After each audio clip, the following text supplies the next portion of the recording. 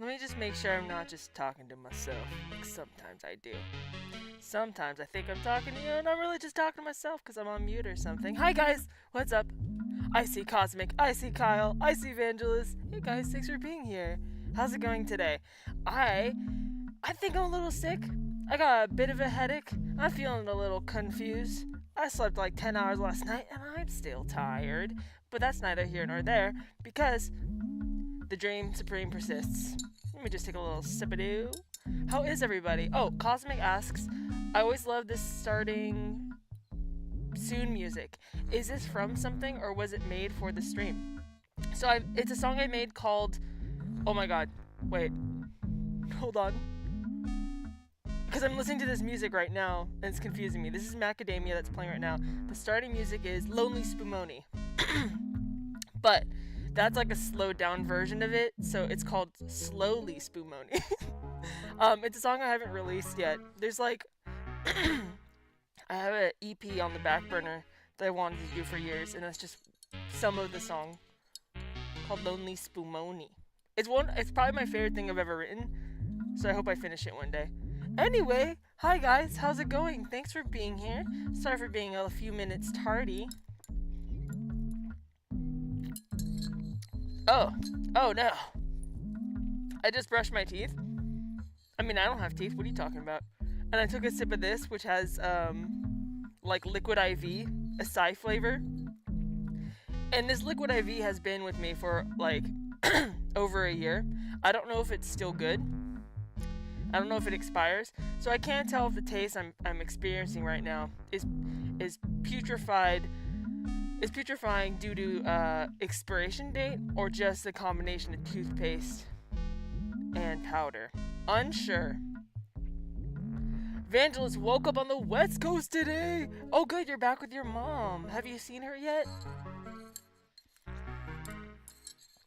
I want to say I really appreciate you guys being here. It's an interesting phenomenon to me. To plan to be somewhere cyber and continuously and regularly show up. And you guys are kind of here every live stream, every Wednesday. So I will work really hard to make sure to bring you value today. Toothpaste, water life. RB580 is back. Hi RB580. Big confetti to you. What's going on, guys? So, let's look at the docket today. Give me 1 second, just one little second, just a few seconds if you have another second to spare. Oh, please, another second. I just need one more second. Oh, I'm so sorry to ask for 5 seconds. Please, 5 more seconds.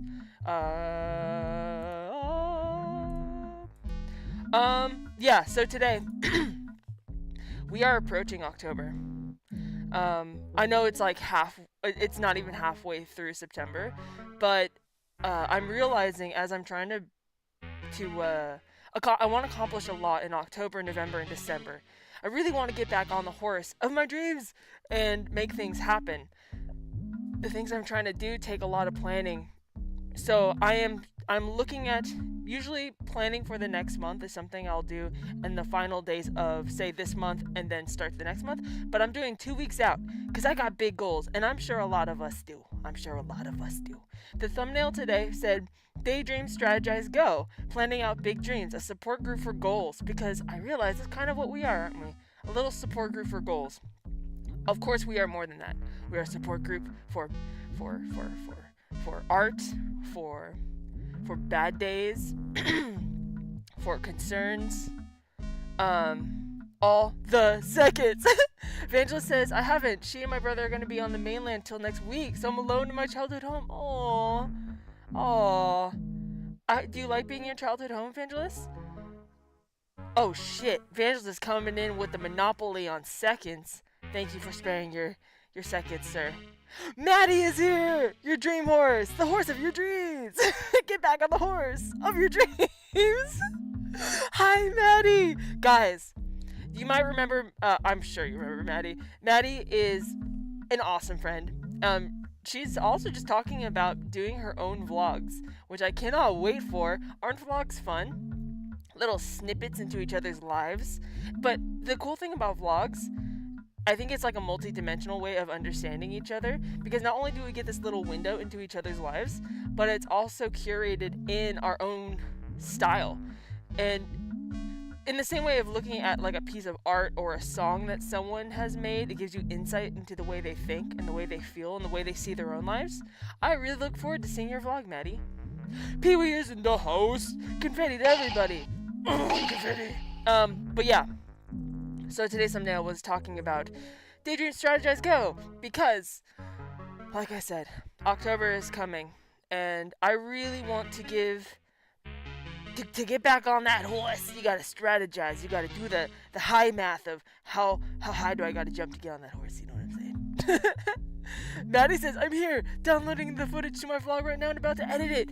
Let's go! Confetti to Maddie! Oh, man. Maddie, I'm going to be talking about that vlog. I'm going to be posting it. I'm going to be sharing it. I'm going to be absorbing it into my void. Vandal says, I was up late due to flight, sleep, and etc. At night, it becomes pitch black outside. Oh, God. And the whole experience is like a weird purgatory of my own early history. Isn't that weird, dude? Isn't that weird? I hope you enjoy it.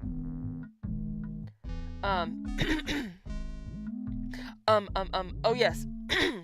So let's take a look. Let's take a look at today's plan. It's just a little plan. Today's plan: Dream Supreme check-in, vibe check, daydream time, brainstorm sesh, strategizing for October. And then we're going to set our trajectories. What's your next step for between now and next week? Due to the segments. Oh, by the way, I totally forgot to announce. So last week, I mentioned that this week we were going to do a live improv and review of Kyle's improv session that he did, his improv performance. But we both needed a little more time to do the segment justice, so we're aiming for next week to feature Kyle on our live stream, okay? Yeah, Saber Like is here. So just to let you know, it's still on the docket. It's gonna be really fun. Speaking of Maddie, I was thinking about reaching out to you actually about this. So our friend here, Kyle, is like in an improv troupe, like a theater troupe, and he is going to do this segment next week on here where we're going to do live improv through the internet. And I wanted to reach out to you to see if you're interested in joining us. I'm going to see if Tots wants to join too, to do fun improv. Windows 3.1 into each other. I would have it no other way. But yes, back to the plan. So, let's check in, guys. How's everybody doing on their Dream Supremes?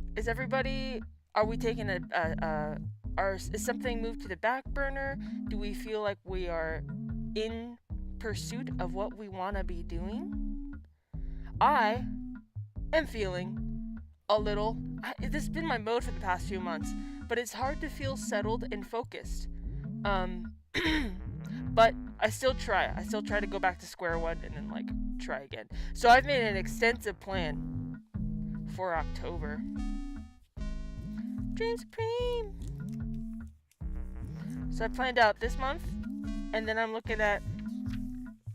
starting to build out October.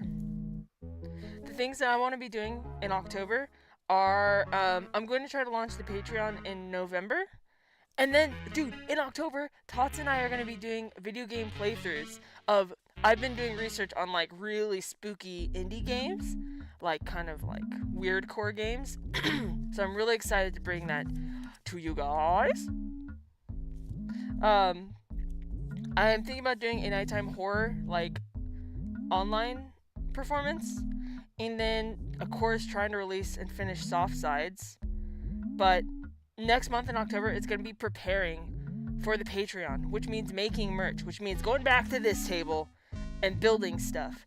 I'm going to talk more about that at some point, but it's not time yet. It's definitely not time. Anyway, RB580 says, one of mine is definitely well on the way. Just a couple of days now. Ooh, RB580, or RB, what is it that you are working on?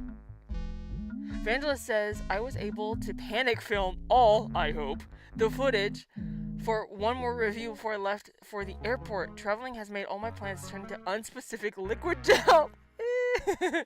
Evangelist, it's incredible how productive you are. Still, how prolific you are in your videos, despite all the traveling and all the like upsets.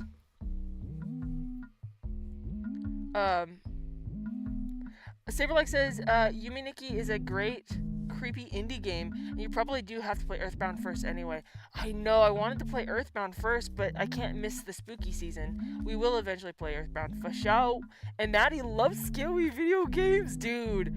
I don't know if I should tell you guys what I'm thinking about playing, or if I should just surprise you. So Tots and I are actually going to film the first video game playthrough on the 27th, I think. And the way we're going to do it is we're going to film for a few hours, and then... Sorry, there's like a jet flying by.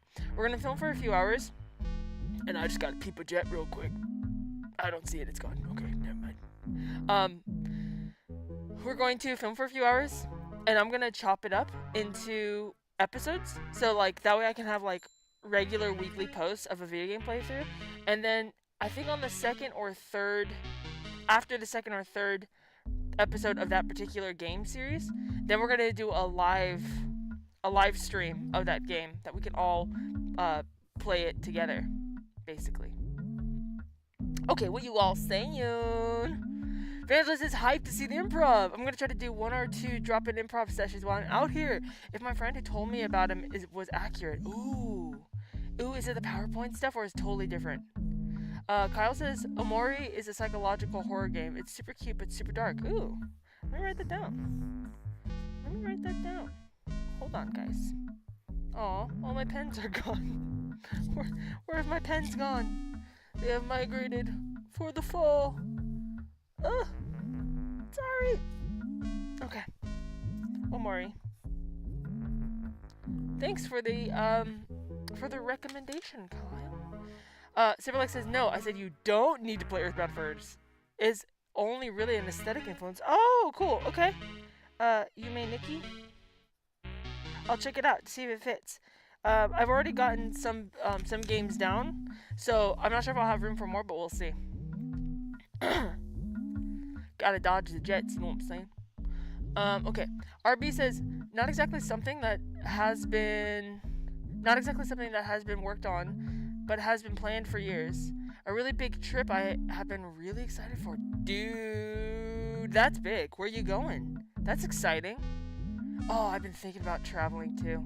I want to travel so bad. Evangelist says, Kyle Smith, for some reason I do more drop-in improv when I travel out of here than in my own hometown, known for being an improv and comedy nexus. I don't understand why. That is actually really interesting that you would think improv when traveling. Oh, Kyle says Omori is heavy, just a heads up. May not be the best for little Eggies. Thank you for the heads up. I'll definitely look into it. I do intend to scare you guys with these games, so I hope that you are down. There's gonna be a mix. I'm gonna play a game called, hopefully, a game called Vroom Vroom in the Night Sky. You fly around as a little witch on a flying motorcycle, and it was rated one of the worst games ever released on Switch, so I'm excited for that. But it's like kind of Halloween-y. So there's gonna be a mix of like really scary and really like really fun, I think.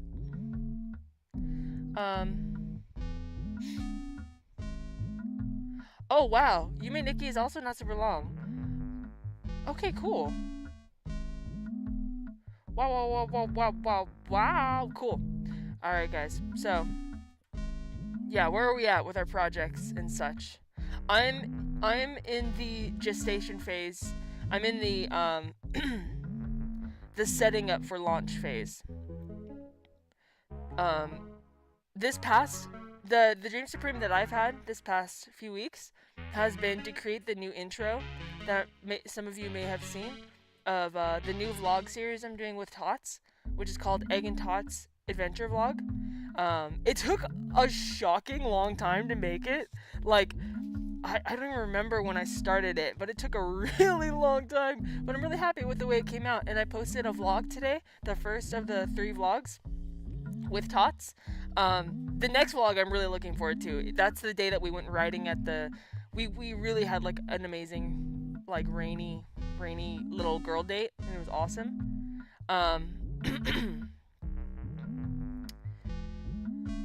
Vandal says Chilla's art has a whole bunch of creepy games. Something better, sometimes worse, but a neat vibe. Vangelis, that's actually Chilla's games is one of the things that we're gonna investigate.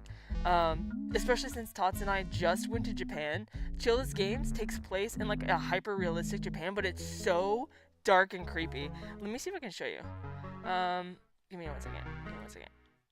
Give me just one little second, okay? If you're thinking about like how much time you have, I don't know if you have a bucket of seconds laying around, but if you could just spare one little second for me, that'd be great. And by one, I mean 10. I'm gonna need at least 10 seconds. If you could just spare some of that for me, that'd be great. Thank you for the seconds. I really appreciate it. Okay. I'm going to show you a screenshot from one of the games that Chilla made. Let's see here. Let's see. It's gonna be me. Hold on. Please. Okay. It's gonna cover my face for a second, but I want to show you. Okay, you see this here on the right? This is kind of the vibe. It's like, it's very, it's not a good one. Very scary. Very scary. Look at this guy. See, very scary. But oh, interesting.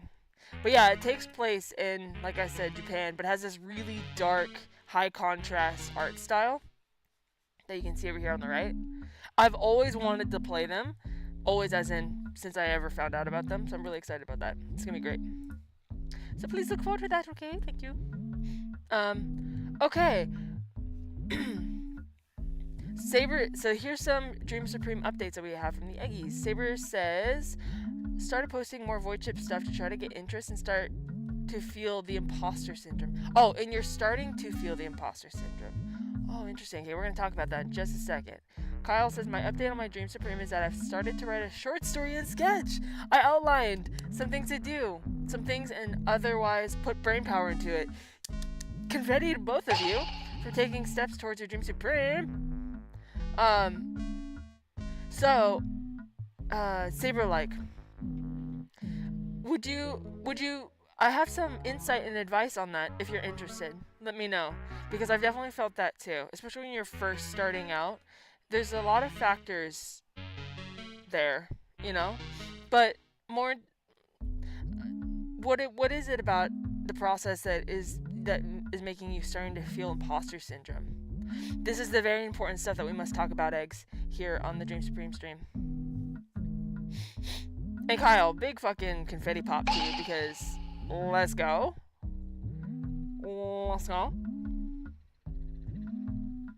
In the meantime, Vandal says, I like most of Chinchilla's stuff. Parasocial also has a baller end credit song. And Maddie is for the horror vibes. I know, it's so scary, and I'm so excited. I used to handle horror games or horror movies with no problem at all. Like, I just am able to, like, hear my feelings. Here's me. But now that I have this hormone issue, I have hair trigger stress hormone release. So the smallest thing, like, injects stress hormones into me. It could be a beautiful day and I have extreme feelings about it, and then I get like a weird stress hormone. But so I'm definitely I'm excited in that way that horror games will be scary. You know, I'm gonna feel horrible, but it's gonna be great. Evangelist says, Chilla has this really basic spooky aspect of everyone having a photograph for a face and often walking up right up to you to talk to you. I know. The 3D art style, the uncanny valley of it all is so good. So good. Vandal says, it's no solution, but imposter syndrome is so common. At the very least, don't feel like that it's something that you've caused yourself. Yeah. Imposter syndrome, I mean, let's really think about it. What are the ingredients to an imposter syndrome cake? It's kind of like there's some expectation there, right? Some expectation of yourself presenting. To be an imposter is to not be who or what you say you are, right? So, do you feel like getting an imposter because you're not getting a type of response that you thought that you would get? Does it invalidate your sense of self? Saberlike says, sure, advice away. Feelings are for presenting like things are moving and in the works, but having nothing lined up and not even doing this until I get a job and have spare cash to pay performers. And even just a level of saying we on the void ship posts when it's just me. Interesting. Vandal says, when the restaurants bring me more imposter syndrome cake and I don't want any. RB580 says, if you're looking for scary games, Little Nightmares is a good one. Okay, well, thank you. I'll look into it. Little Nightmares. 1 second, Saber.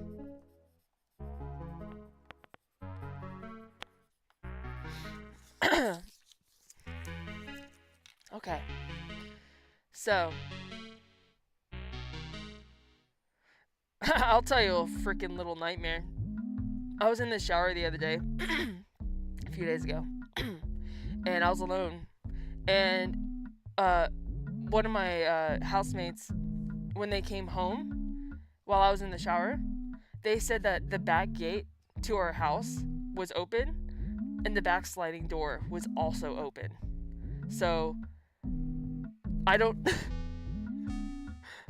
So that was spooky, right? Because that entire day, my dog was going crazy too at the front door and front window, just barking like somebody was there. And it was night, even into the nighttime. And then when I looked out the window, there's no one there. So I was like, that's strange. And then the next morning, the sliding door and the back door was open again. And nobody knows, like, I was alone. And nobody knows how that happened. So, I feel like I'm in a Chilla's game. I still think that there's an explanation for this.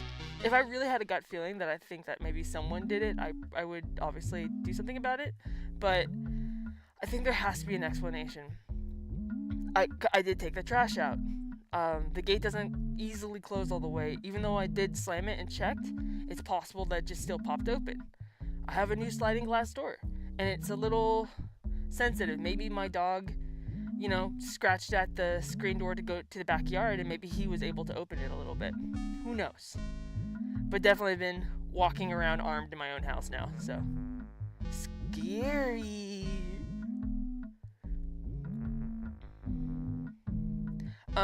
But Saber, like, oops, I fucking got caught up in chat. 1 second. Okay. Saber, like, says, like, I'm pretending things are more concrete than they are. It's getting attention, which makes that scarier, because now people are looking forward to this, and I don't want to drop the ball. No venue, only a couple interested performers, no money to pay performers, but hey, look, coming soon. This is a real thing and not my make-believe fantasy. And Kyle says, I'm going to be here, but in work mode. No problem, Kyle. I know you have a deadline to get, so you get it, okay? Thanks for being here. And thanks for letting me know. So Saber, like, maybe if you shift the identity of it, like, if you make it more true to reality for you, maybe that imposter syndrome will clear up. It might seem natural to speak in terms of we, but in the infancy of this project, I think it's totally okay to say you, because it's your project. But even if you did speak in the we, it can be in the term of the brand, we as in lack of a singular individual, but it might make you feel better to switch it to I, and I don't think there's anything wrong with that, because you're the face of it, you're the leader of it, you're the captain of the void ship, and you're the person that these artists are interacting with anyway. So at this point, nobody likely has the idea that there's anyone but you. They likely don't have the expectation that there needs to be more than one person in void ship. So maybe by switching it to speaking about yourself, like in the first person, or you could speak about void ship as a they, almost like Instead of saying we are organizing this, you could say voidship is organizing this. So voidship becomes the entity. Does that make sense? But also, if you become concrete in the bare minimum of the project of voidship, for example, you're pretending like things are more concrete and it's getting attention, which makes it scarier. You can still have an appealing offer to other artists to get excited about an event they want to participate in without anything super concrete yet. You can just don't grandiose it. Don't exaggerate it. Just present it actually for what it is, because it is interesting and worthy of participation, even at its true nucleus. Am I making any fucking sense? This headache is making me feel all kinds of weird. I don't know if I'm communicating well. Like this. This is my understanding of voidship. So it's just an example. I could be incorrect. But as an artist, if you were to come up to me and say, hey, I have this project called the Voidship. It's an event. I put one together in New York and it was a blast. I'm looking to develop roots here so I can reestablish Voidship in Baltimore. Right now it's in its infancy stage. What's concrete about it is the brand of it, the fact that it was successful in the past. Like, you already know what it looks like. You had an event, and right now you're in the organizational phase of it. So that means that you do need to get the lineup of performers. You do need to get the venues. But saying that to a performer, that's enough, and you're not being an imposter about that. Like, that's real. Like, I have this great event, this great concept. Right now it's in its developmental stage, and that's my offer. Would you be interested? And maybe a few months. It's gonna take me a few months to get it together. I'm in the process. But would you be interested in joining this lineup when I do get it together? Because then when I do get it together, I can reach back out to you. What's impostery about that? So I'm curious, Saber, like, what is it? How are you presenting it to people that's making you feel like an imposter? Is it because you want it to all be happening right now? Is that why you feel like you're gonna drop the ball?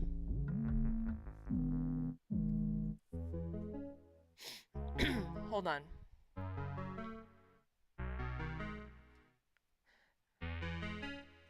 Evangelist says this childhood house is very spooky at night, but also has full of melee weapons. It's an even split of home invasion fear, plus I got big stick with a poker hidden inside. Dude, what a vibe. What a fucking vibe. Oh, man. So is your house, like, in the middle of nowhere? Because you said it's pitch black, Evangelist. Kyle says, we as in we. I'm assuming in response to Saber like saying we in Voidship. Saber says, I'm fine using we as a brand like this. It just adds that extra layer of facade. Ah, I see. Barkwater says, what I miss? I suddenly missed the writing stream. Barkwater, hi! Well, guess what, Barkwater? Or Barky? The stream stands on its own. So the exercises, you don't actually need to do them live for them to be effective. If you wanted to go back and watch the stream and follow through with the prompts, it's just as good, I promise you. I'm definitely going to do that at some point when I get back to writing. But nice to see you, Barkwater. Thanks for being here. Superlight says, I prefer chaplain psychiatrist. It's a title from Destination Void, where I got the name from. Oh, gotcha, okay. Superlight says, I think some of it is feeling pressure and worrying this is gonna fall apart before it starts because of my own organizational shortcomings. Well, you know what, Saber? Maybe in this process, we can help establish organizational structure, if maybe even in the way that you're writing and planning it, or even in the way that you can brainstorm here, and we can be a soundboard for you to help you think through organizational aspects of it so you feel more solid about it. But I do get that fear. It sounds like fear of failure anxiety. The fear before you even start something. But here's the good news, Saber. As you know, you have already accomplished it. You already had a successful event in New York. When you first got to Baltimore, uh, you've only been there for a short period of time, but you've already gone out and socialized. Fear of failure is, it's I think it's inevitable in any sort of performative act that we do, but that's also part of what makes it exciting, right? I fear failure every time I do one of these live streams. Literally, I was having like minor anxiety right before I started because I don't know what I'm fucking doing. This is the 27th live stream. I don't know what I'm fucking doing, but I do too, right? In the same way that you do. There are parts of your mind that are familiar with this process, that do know what they're doing. So we just need to take our anxiety out of it and trust the process a little bit. And if nothing else, trust our ability to navigate it and trust ourselves to survive if it does fail.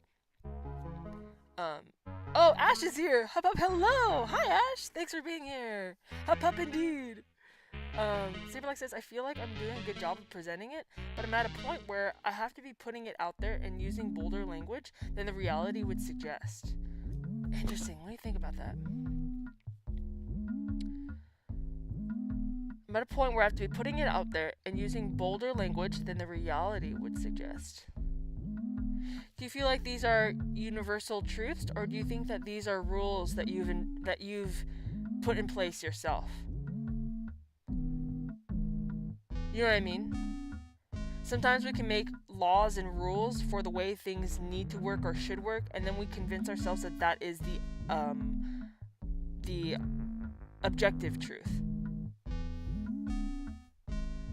Pacific says, I need to present as all systems go, though I'm being upfront with people. I talk directly and they understand.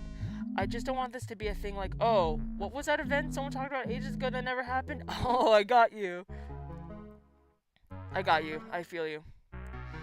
Vangel says, in terms of his childhood house, it's not too far from downtown, just a suburban area that gets really dark really suddenly. Ooh, I know. You know what's even creepier about my place recently? The street lights have gone out. So when my dog was going crazy at the window, and I looked out the window, and it's just pitch black except for like one distant street light. And the scary thing too is I've had stalkers before. So there have been times I've looked out the window and someone was fucking there. And I was like, no! That's happened twice. 3 times, once in a different place, but twice here. Spooky. Nothing spookier. It's a very chilla game effect when you see a silhouetted dark figure standing outside of your fucking window. Saberlike says, I have a personal history of my projects falling apart when I'm at the helm, and I so badly want this to be a real thing and not fall apart. And I'm at this scary point where I have to start putting this out there without everything lined up, so I can get people interested. So I can hit the ground running when it's ready. Evangel says the parameters of failure are also way less binary than the performer or creator tends to think they are in the moment or in the process. Yeah, definitely 100%. Saberlike says the fact that the response has been so positive makes it scarier because the stakes are higher. Probably things I put in place myself, but it feels like the way, in terms of rules and laws that we make. But it feels like the way things are, I get discouraged easily when things go wrong, and it can feel like a universal truth.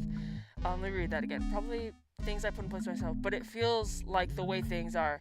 I get discouraged easily when things go wrong, and it can feel like a universal truth. Yeah, I understand. Would you believe, Saber? And how do I say this? I have failed way more times, and I'm not saying I've accomplished or succeeded in anything yet, but I have failed miserably and embarrassingly more times than I've succeeded at anything. There have been times, I really relate to what you are saying. There have been times where I used to put on events all the time, and the stress of it you know, and then also not believing in your own organizational skills. When I took the time, when I realized, okay, what is missing for me in feeling like a leader in this project or whatever I'm doing, I would look at other people that I saw as like good leaders and try to see like what are they doing when they organize an event? What is an element from their way of being that is missing from me? And for me, it was I lacked a solid plan that I could believe in. That's one of the reasons that I made the calendar and why I made the Dream Supreme concept at all, was I needed to force structure in my life because I'm a ball of chaos. Kinda. I'm a ball of disorganization. It's really, really, really, really, really hard for me to think through plans. I don't know why. Even as I plan for October, I'm having a little crisis about it because I really want to get these things done. But there's a block in my head where I can't think through things. It's like the math is just 6-dimensional. I'm like, I don't know where I am in time and space. So I really, really feel what you're saying.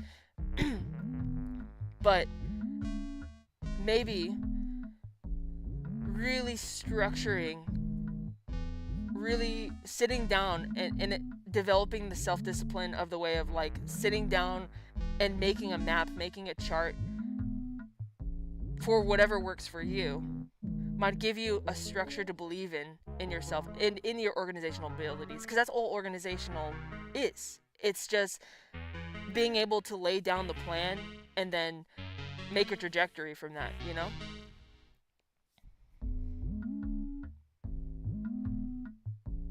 And let me ask you this, Saber. What could fall apart? You have performers that are interested. You're in communication with venues. You might not need to pay the performers. If you're able to sell tickets to the event, if you're able to, sometimes venues will let you host events if you just draw people to their venue. You know, if they sell alcohol or something, they're more interested in the alcohol sales than they are tickets to the event.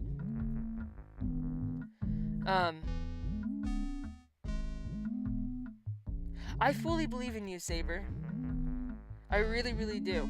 I mean, you've already done it. Was it this hard before, Saber, when you were in New York, to put together this event? Vandal says, dog, no, people actually being outside the window IRL is unethical. Devs should patch that out. Yeah. Kyle says, stalkers, what a miserable experience. Kyle, have you had a stalker too? Yeah, it's a weird feeling. I started sleeping with a knife under my pillow, a big hunting knife, and I had a K-bar, just fucking always on me. Even now I have it on me.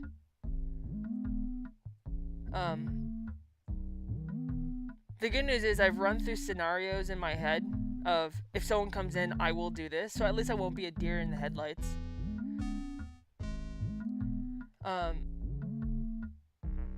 Saber says, if this fell apart before I got anything going, it's just another failed venture, or something I get rolling eventually. That's one thing.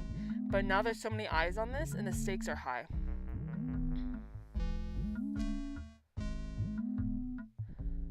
Kyle says, I subscribe to the idea that failure isn't final, meaning it's merely a step to accomplishing stuff. 100%. Failure is only final if you don't pick it up again and continue. Saberlike says, our apartment is ground floor right by a path people walk by, and still my wife doesn't understand why I refuse to open my bedroom windows. Yeah, especially in Baltimore. Saberlike says, yeah, I lack a solid plan because I lack the finances to actually get things rolling in a concrete way, and I don't have a job or any solid leads, so I have no idea how long it'll take to reach that. I see. You know, sometimes things just take time too, you know, and that can be a part of your plan. So if you create your solid plan, whether it takes place now or whether it takes place after you have a job, because you can factor in how much money do I need to make for this event, you know?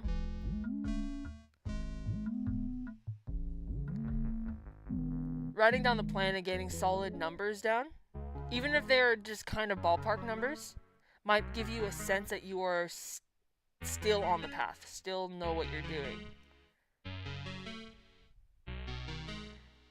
Because we don't know what we're doing until we take the time to know what we're doing, in the sense of we don't know what we're doing until we take time to make the plan.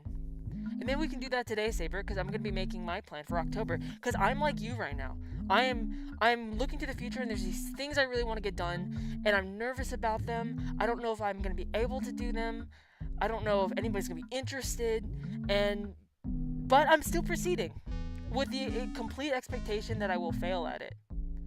I'm okay with failing at it. I have failed so much, I'm okay with failing at it, because it's not the worst thing in the world. It really isn't. This is Saber, were you and I talking about grandiose thinking before? Who was I talking? I was talking to Tots about grandiose thinking. But I think when you're creating art, especially if it has anything like you're the only person in your project, it's really easy to have grandiose thinking. I don't think that's inherently a bad thing, because I think it's a good thing to be able to daydream and imagine the fullest potential of this thing that you believe in. But grandiose thinking can deplete our ability to actually make true our daydream when we don't realize the grandiose thinking for what it is and pull it back in. For example, you said the stakes are high right now. Chances are they're likely not high, as far as they're not too high for you. They're not too high for a major consequence. Even if all the performers that you have right now that are enlisted, even if they all tomorrow were like, never mind, we don't want to, that doesn't stop you. You find different performers. Even if the venue that you're talking to is like, actually, no, we're not interested in doing this. Are the stakes really that high? Because you can just start again. There's so many venues and so many people on this planet.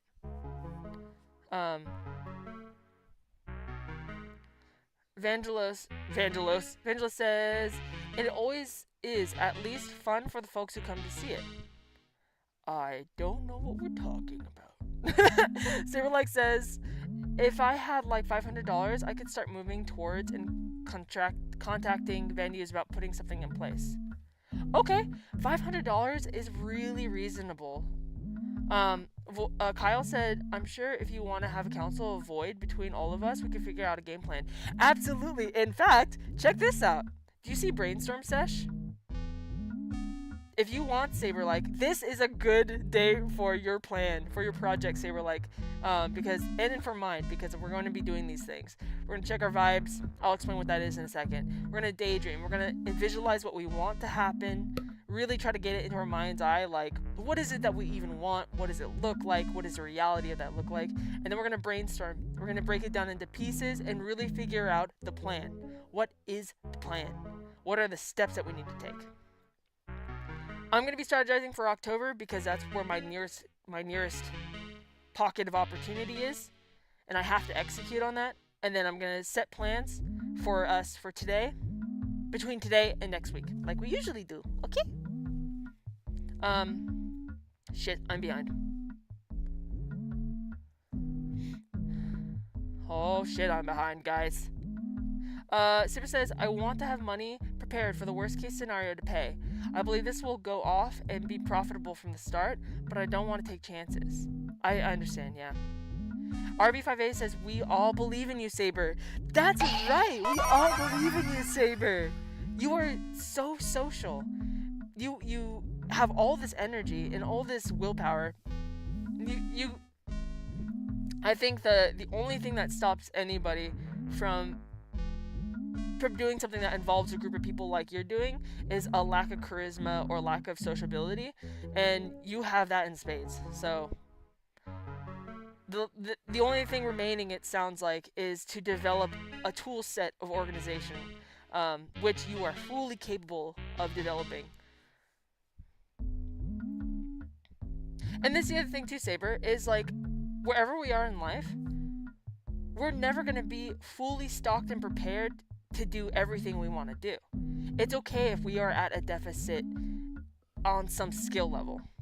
So for example, like I said, I'm at a deficit right now in my being. I am weak in the area of organization. I want all my dreams depend on my ability to get more organized. So I'm going to develop myself the skills to do that. Just because I don't have it now doesn't mean I'm going to fail. Doesn't mean that I will never be able to accomplish what I want to do. I'm going to spend the time and develop this and give myself the tools to become a person who's organized. So maybe in 5 years, I can confidently say, actually, I am an organized person. Actually, I'm really good at following through with plans. You know what I mean? And you can do that too, Saber. You can do that too. You can do that too. I believe in you. Angela says, I struggle a bit to think of things less as successes and failures and more as hits and whiffs. Ooh, hits and whiffs. Totally echoing Kyle too. Failure is a step. 100% is. Vandala says, my dad had a period of sharpening ornamental display swords. What? He'd buy from pawn shops, so this house has many secret weapons. What? Dude, your dad sounds rad. That's so fucking cool. The feminine urge to have a sword fight. That is what I almost posted on Instagram yesterday, just out of nowhere, because I love weapons. I love weapons. I want to see the weapons, Vangelis. That's so cool that your dad had that phase. Cosmic says, Saber, I'm not too familiar with your Void Ship project, but from what I know about you, you're incredibly talented. If anyone can do it, it's you. Tell him. Freaking tell him. Saberlike says, in New York, I thought I was going to have a sponsor until less than a week before, so that wasn't a worry. Ah. I made no money and couldn't pay anyone.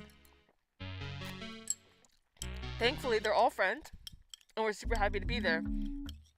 But I feel awful about that and plan to pay them all when I have money.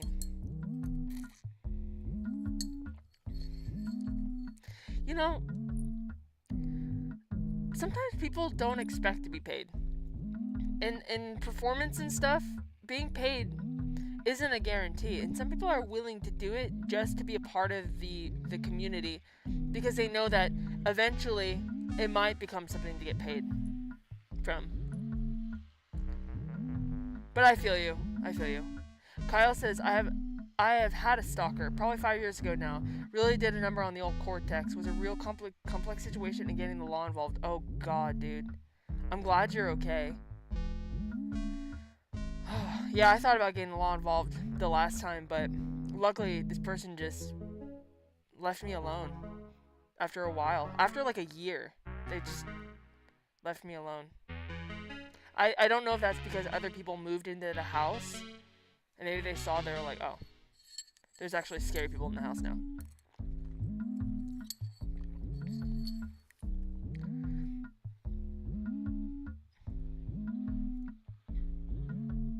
Cyberlight says, Cosmic, Void Ship is my show/rave series I'm hoping to throw regularly. Vangela says, Saberlike, would it be feasible to do a sort of Void Ship micro based out of an existing open performance venue? At least to exercise that muscle in the meantime anyway? Good idea. Saberlike says, if I had a couple of performers who are willing to not get paid unless the show makes money, I could do that. But I hate the idea of asking people to possibly perform for free.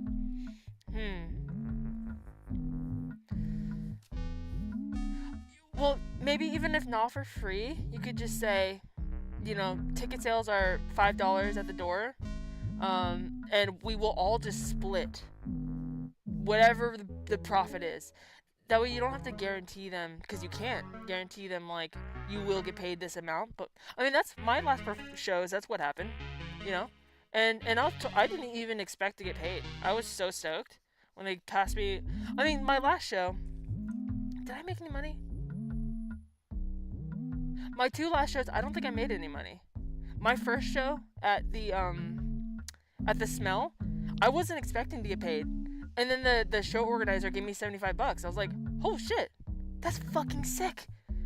Oh, I always forget that. I forget that I can make money from performing, and I need to be doing that. Here I am struggling for money, being like, oh, I wish I could use my skills to earn a living. I fucking could be. I always forget. But my 2 shows after that, one was at Non Plus Ultra. I didn't need to. I don't think there's any money involved there. Because it's for a birthday. Yeah, no. So no money there, and that's fine. Again, I didn't need to. I was just happy and honored to be a part of it. And then my last show I did at a college, and I didn't get paid from that either, because it was a free event. So, But I was, like I said, I was just stoked to have the experience. So, Vandal says, also I'm sure anybody interested in an idea like Voidship would be so understanding and patient of the idea. I lack the dollars to get things rolling this second. Yeah, exactly. Saberlike says, Evangelist, I don't have a venue. I could do something like that since I haven't had a chance to establish relationships or even find most of the venues. Saber, Baltimore is a very cool industrial sort of town. I'm willing to bet that you could find an outdoor sort of DIY situation that's even cooler than an in the venue event, you know? There's events in Los Angeles that I've seen where it's like just under a bridge somewhere, you know, and it's like a rave. I haven't been, obviously, but maybe you don't need to go through a venue that requires money. Maybe it can be a free event just to get the community and the culture developed. Ash says, oh dang, that sounds super cool, Saber. I also haven't gotten the chance to hang out much, but you're an incredible person that I feel like that could move mountains. Yes! Isn't he? Saber says, I'm working on trying to play some sets on other shows so I can get my name out there. That's a brilliant idea, Saber. Brilliant idea. God, Kyle says brainstorm, but then he says cortex vortex. Fuck. Kyle coming in with the names. Cortex vortex. I love that. Kyle, brilliant. Saberlike says, I figure I could pay each performer $100. For 3 to 4 other performers, I might play 2 sets. Then the rest is for advertising. When you get big enough, that sort of money makes sense. But like I said, to make $100 in a night for a DJ performance is quite high. They might not be expecting that. They might be cool with just $50, honestly.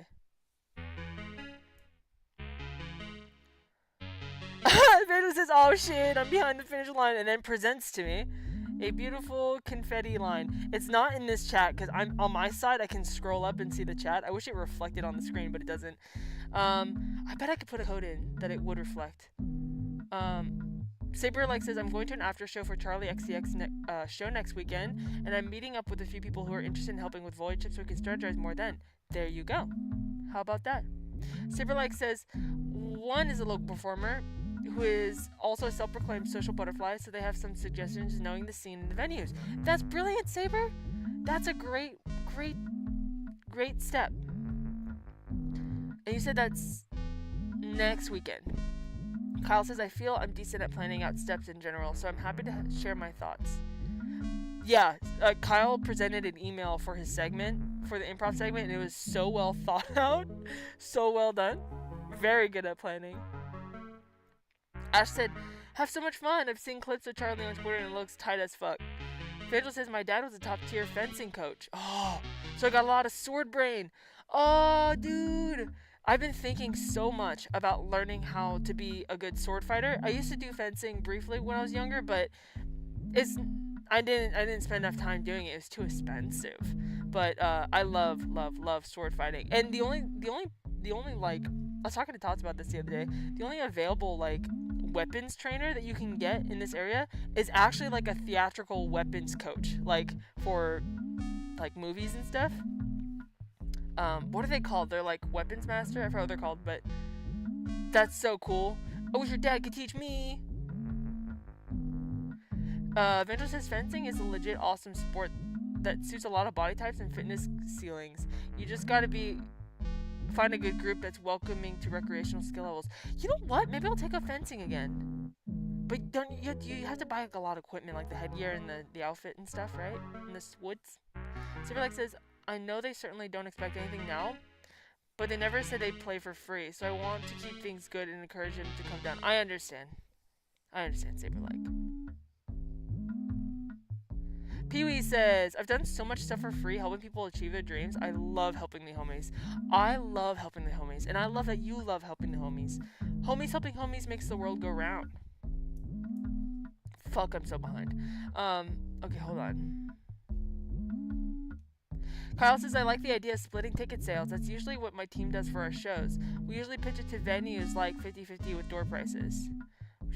Yeah, there you go. That makes sense. Vandal says, I go on big soapboxes about paying creatives for their time, but I also believe that among creatives, there is always room to flex for the sake of our fellow artists and cool folk. Yeah, that's how I feel too. Ashes, I love watching the Olympics fencing this year. Maybe I'll put my big boy pants on and start seeking out local scene. Hey.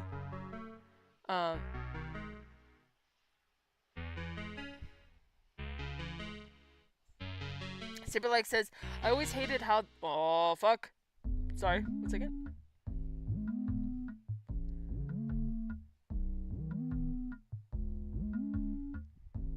Saberlike says, I always hated how the advice for getting your music out there is like, play more shows. I'm always like, I'm trying. How are you supposed to do that?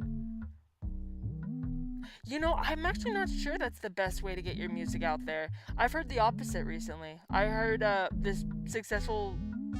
he does like music writing tutorials and stuff, and he had a super successful band for a while, and he said that, you know, the best thing to do is to not perform all the time, but just to get really good at like the online side of it, because then you will sell out shows when you do start performing. I thought that was interesting. I don't do either, so. Maddie says, I just looked at my Venmo. You got $65 for the Non-Plus Ultra show. Oh, that's right. Thank you for reminding me. That's how little I'm like, I don't even worry about the money, because it's not about the money to me. It's about the vibes and the friends and the fun. But yeah, so it was Maddie's show, and I just remembered now. Like she said, she did send me $65 for playing her show, which, thank you, Maddie. That was at the time of the show. I just had forgotten. But yeah, so even $65, I know myself, receiving that at the time, I would have been like, oh shit, that's so fucking cool. Actually, yeah, Maddie, now I do remember that. I remember talking to you about that. But yeah, like I wasn't expecting anything. So, Saber, so artists might not be expecting $100 unless it's a sold out show. If it's a sold out show, that's one thing. Maybe be like, at minimum you'll be making $50 a night, and or if we make enough in the night, we will expand the profit per person. How about that? Because $50, I mean, so easy to save up for that. Kyle says, something that my team is planning on doing is to donate our first couple of shows back to the community with that donation-based pricing. I think the community will respect you if you give back. Good point. Solid. Saberlike says, I think the demand is high enough that I could sell tickets, but a lot of that is down to venue and which day of the week it is. Good point.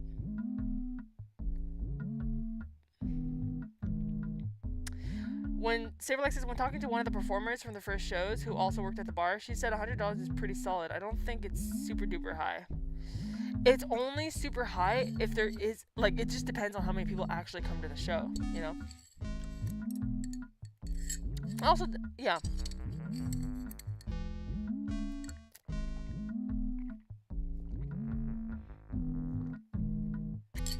Let me catch up real quick. Kyle says a theatrical weapons coach would be such a funny thing. Like, you flash your sword to intimidate and hope they run away. Dude, that straight up kinda happened one time. Did I ever tell you guys about the time that I was chased in the train station by a crazy guy mosh pitting at me with a knife, and I had to pull my knife, and then he just left me alone? Dude, fencing squad in LA. I so want to do fencing. I'm gonna look into it today.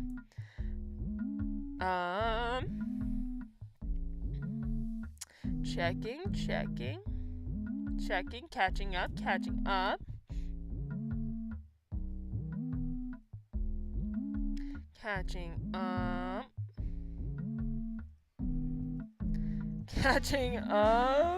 Sorry. We're in the fencing section. I think I'm almost caught up.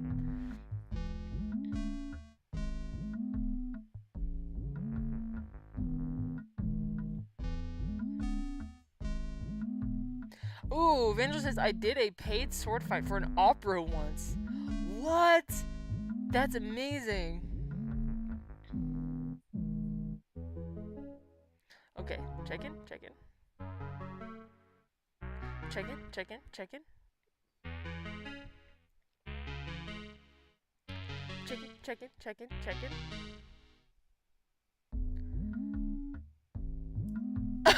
Cosmic says, okay, I finally made it to the bottom. Cosmic says, fuck, where'd it go? What the hell? Hold on, where'd it go? What the fuck? Cosmic, did you delete your...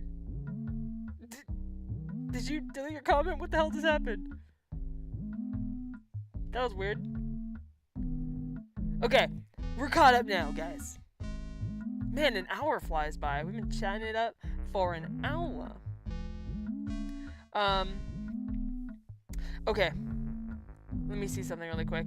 Where are we? In time and space? Okay. So I do want to preface too. I don't want anybody to think that I know what the right thing to do about anything is. I don't. I'm not an educator. I have been in the past, but not on this subject. I don't have a degree in anything. Not a professor. But I am in the current process of learning these things. I'm in the thicket of it. My intention with this is to merely learn from each other, to be comrades in the pursuit of our dreams, and to share the things that I have learned the hard way often. Yeah, just want to say that, I know that I do not know everything. I hardly know anything. That is the truth. But I am eager to move forward. Vibe check. I don't know about you guys, but I'm not often checking in with my body. Was it last week when we did Tots' writing stream? She had a segment there where it was just like being still and checking in with your body. And I realized, wow, I haven't even thought about that. It's like when you turn the volume up on your body and it's just screaming. It's like, oh God. Yeah, so as we move forward with this live stream today, I want to offer a moment for us all to just check in with our bodies and see where we at today. What are we feeling? What are we sensing and seeing and smelling? What's the temperature? Is it moist in the air? You know?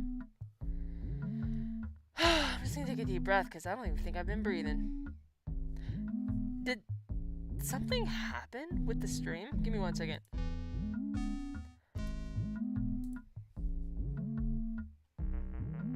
Hold on 1 second.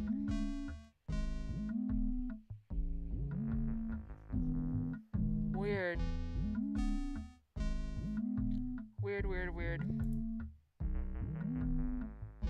Okay.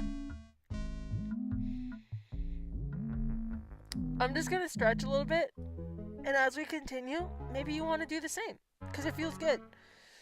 My ribs feel good. Oh, it's amazing how much this feels good. Cosmic says, I think my message got removed. What the hell? I was saying that we can start an Eggi fencing club with how many people are interested. Dude, yeah, I saw something about a fencing club, and then it just disappeared. I don't know. I don't have any active bots running. Do I? I don't think so. Okay. Vandal says my legs hurt from sitting on an airplane, but they just gotta grow up, in my opinion. Stop being such a child, legs. Ash says his body is trying to vibrate out of existence. We hate to see it. Oh, the volume disappeared for you, Kyle? I did stop talking for a second, so maybe that's why.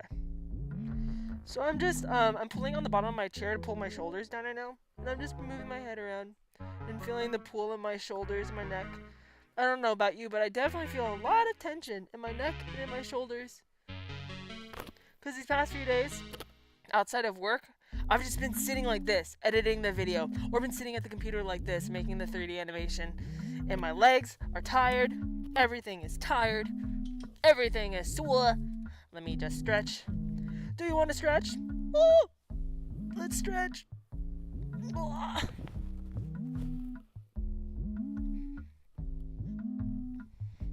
Everybody stretch. Everybody stretch. It's good for your body to stretch. Stretch and feel our bodies and feel our skin and feel our bones and feel our muscles and feel our tendons and everything's tight and everything's screaming. Feel our body, feel our bones. You know what I'm saying? Picking up one, putting down. Touch, touch, touch. Oh! Guys, I caught a mouse. I caught a mouse in a humane trap and I took it and I made it a little house and I released it. They're just a little baby. I also hate to report, Durango destroyed a lizard. A lizard snuck into my house last week, and he beelined for it, went chomp chomp. Before I had time to pull him off, half of the lizard was gone. It was very tragic, very sad. So, stretch segment, nice and limber. Nice and limber to think about dreams. Do you guys have a window near you? Can you look out the window and tell me what you see? I would show you out my window and show you what I see, but I am very... Oh, I hope you guys know too. Just brings me to this point. I love the proximity we all have now. This is the most true and closest friend group I've ever had. And I feel safe here because I am very nervous about getting close to people.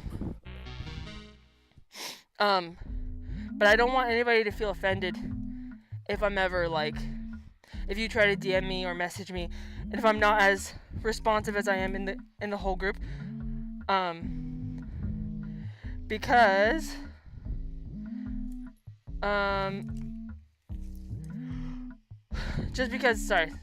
because the stalker issues. Give me 1 second, guys.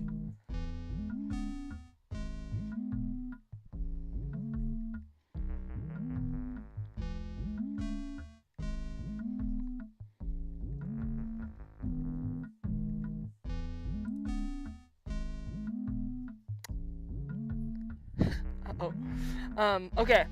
Porcelain Piggy's here. What was I saying? Oh yeah. I'm really cautious around people. So this proximity is comfortable for me. But I don't want anybody to feel offended or rejected if I'm less responsive one-on-one than I am in a group sense. It's just, especially with the stalker stuff, I just feel scared to get close to people, you know? If that makes sense. Give me 1 second, guys. One little, I'll mute my mic for just a second. Give me 1 second. Hold on, be right back. Be right back, I'll be right back.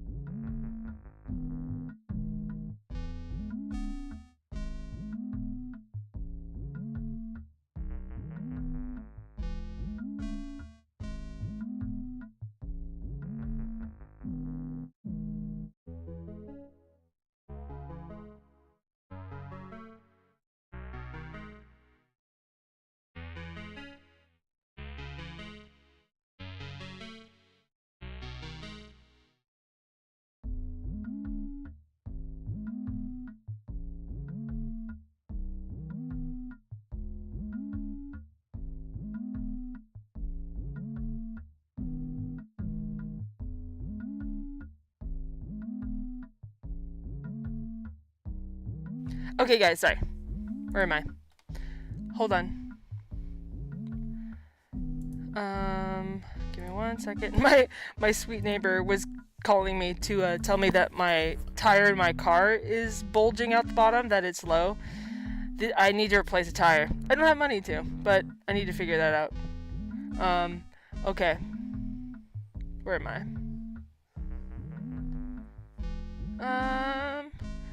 Can you hear me, by the way? Okay. Checking. Checking, single. Wait, Vandal says new single dropping, let's go. What do you mean? There's a new single? Who? Who's having a new single? Where's Mistake Boy? Where is Mistake Boy? Vandal oh, you mean because I was just singing about stretching? Vandal says I caught a spider when I got to the house yesterday. Yes, we like to catch spiders and take them out, don't we? Cosmic says humane traps are a great choice. Yeah, you know, like, mice are not inherently, like, evil at all. They're just sweet. They're just looking for a little bit of food. They're just looking for a little bit of warmth.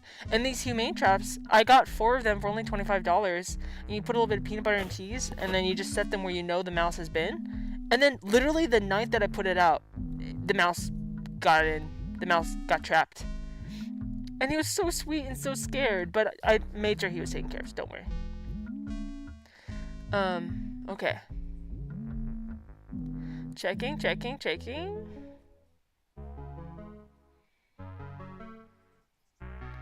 Hi, Porcelain! Thanks for being here.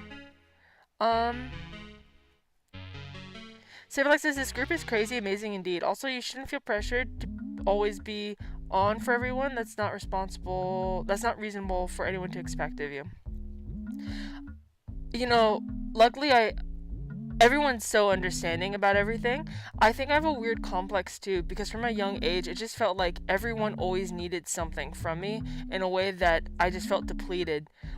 I think partially because I was in the contract too, and I was just constantly failing the people around me because I couldn't be the best friend, I couldn't be the best partner, I couldn't be the best daughter, because I just had this constant, you need to produce. And I'm just an anxious person, so I don't know, it isn't natural to me to know how to be a good friend. I'm very an isolated, introverted person, so I really appreciate you guys understanding. Because I love everyone. I really do love everyone. I get locked down because I get scared.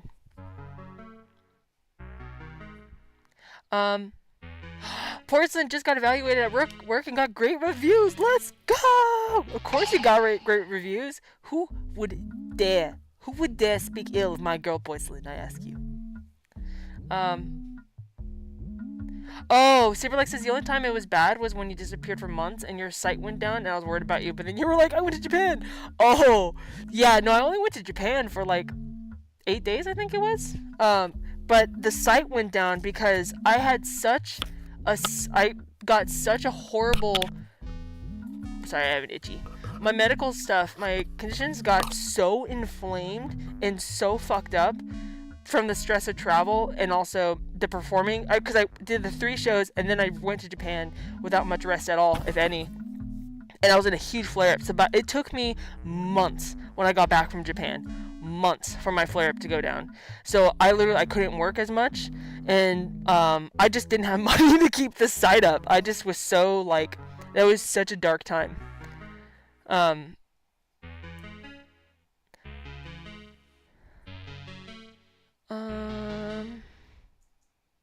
Catching up. Catching up. Catching up. Just catching up a little bit. Just a little bit of a catch up, you know. Catching up.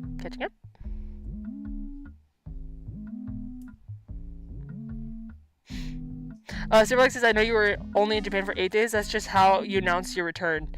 Yeah, dude. It took me, like, I stopped producing for, like, 6 months. Content? Like, I just stopped for 6 months after Japan. It took that long to edit everything, too. Mistake Boy! Yay! In a big marathon workaholic power sesh, animating with some friends right now, but here, providing a little lurk for the live stream. What's up, Mistake Boy? I hope your creation sesh is going so well. Thanks for hopping in. Mistake Boy, I caught a mouse in my house. I got a little mouse in a humane trap, don't worry. And he or she was so cute. So cute, I instantly thought about you. And I built him a little house, and I put him in a place that he wouldn't get eaten by predators. Far away from my house. He was so cute and so demure. Okay. So now we're caught up, guys. Where are we at? Oh yeah, vibe check. How's your body? How's your body? How's your body doing? My headache has turned into a migraine, unfortunately. So I'm feeling that. But that's okay. That's just where my body's at. Nothing to do about that. Just feeling it. Just smelling and sniffing and feeling. Isn't it cool to have shoulders? How about that?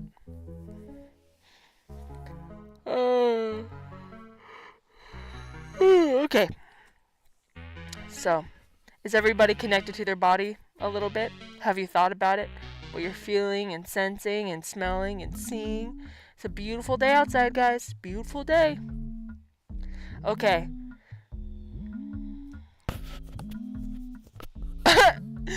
Porcelain says, "Oh no, body is good, just a little bloated these days." Oh, me too. Are you approaching the old cycle?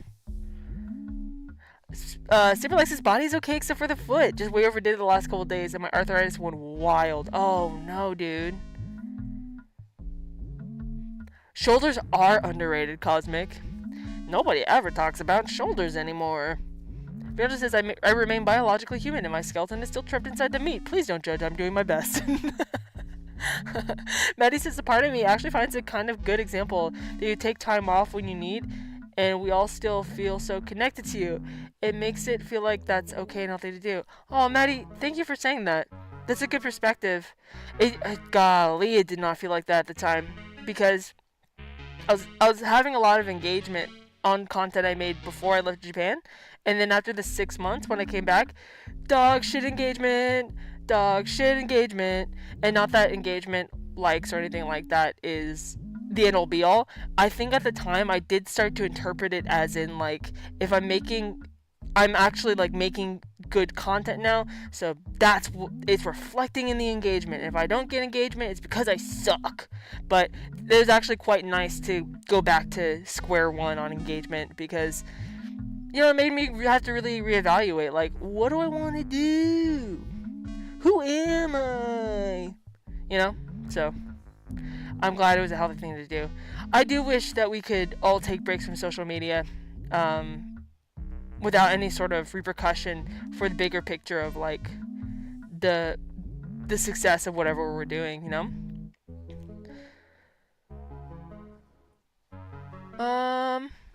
Ash's body got Bluetooth disconnected. Oh no! My body is synced up with my speaker. No. My thoughts are playing through my Bluetooth speaker now. Oh, person just finished the old cycle. Just got the bloats after the fact. Good for you for being confetti to you for being past your cycle, man. You made it through. Another moon, you made it through.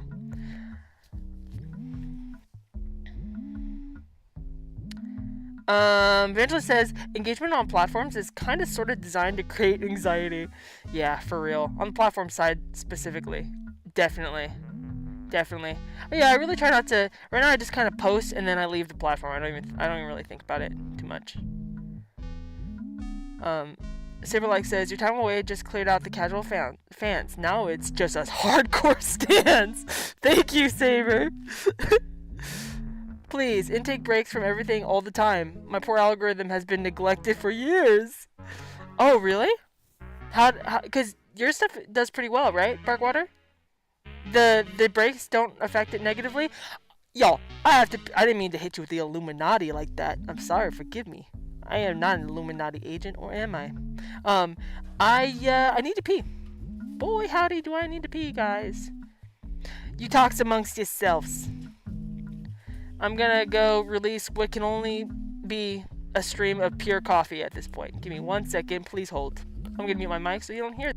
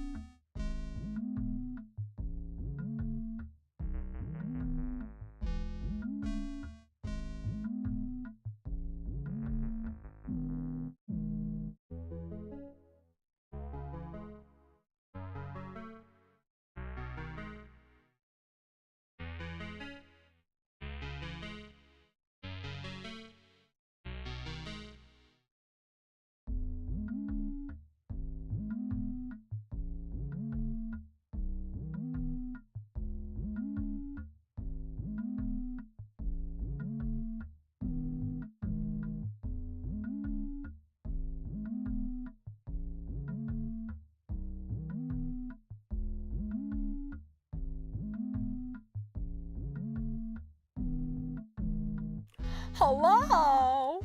Thank you for waiting, guys. Illuminati. Egg Illuminati. Egginati. We just hit it with the circle, with the egg shape. Hold on. Catching up, please hold. Oh no! Super says, whoa! Woo! Time to fill up the chat so YOLKNESS gets to spend the next hour saying how far she's behind. Please no. You know something that's gonna be kind of fun in the comics?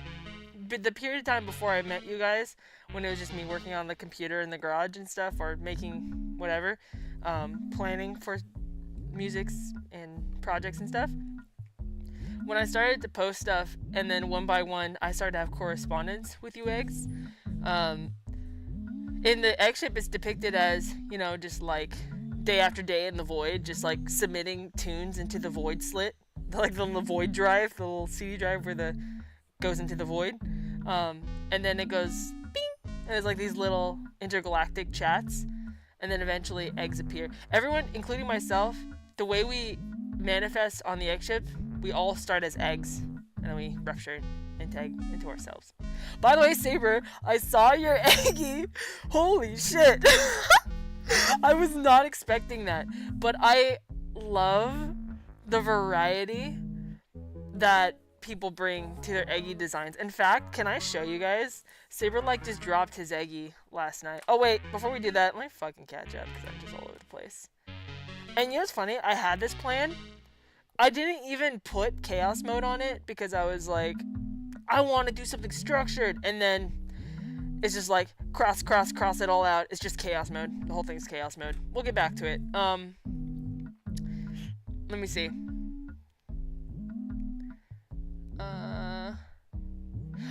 Evangelist says, as a longtime YouTube manufacturer, I believe the general algorithm changes enough that A, you can't specifically ensure doing well on them, and C, there's no B, it's just C. They may cycle around and catch you later on. Good point. You know, I haven't really, I think, I know that if I wanted to do well on YouTube, I should lean into making mask-related content, and maybe making like horizontal format vlogs, or maker tutorials, you know? For some reason, I just have prioritized other... I am making mask-related content right now, but it's vertical, so I don't know. But thank you, Evangelist, for the insight. I definitely... I don't know anything about doing well on YouTube. I really should, though, because you can make a living off YouTube. Hold on. Catching up. Catching up. God damn it.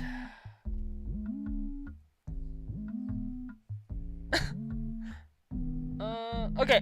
I'm here. All oopsies, no daisies. We're in the chaos zone. You have entered the chaos zone. Superlight says, I love my horrifying little visual art abilities. Chaos mode is assumed when we hear macadamia and just go wild.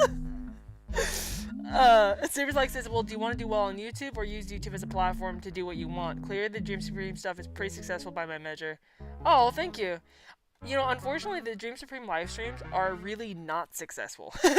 To be doing this every week and not growing, like I'm doing the same numbers, it's per like content standards, it's technically not successful, but it's successful in my book because we have this community. So, you know, I'm not looking at the Dream Supreme stream and thinking like this is gonna be the thing. Like, no, this is for the hot. This one's for the Eggi core. You know what I'm saying?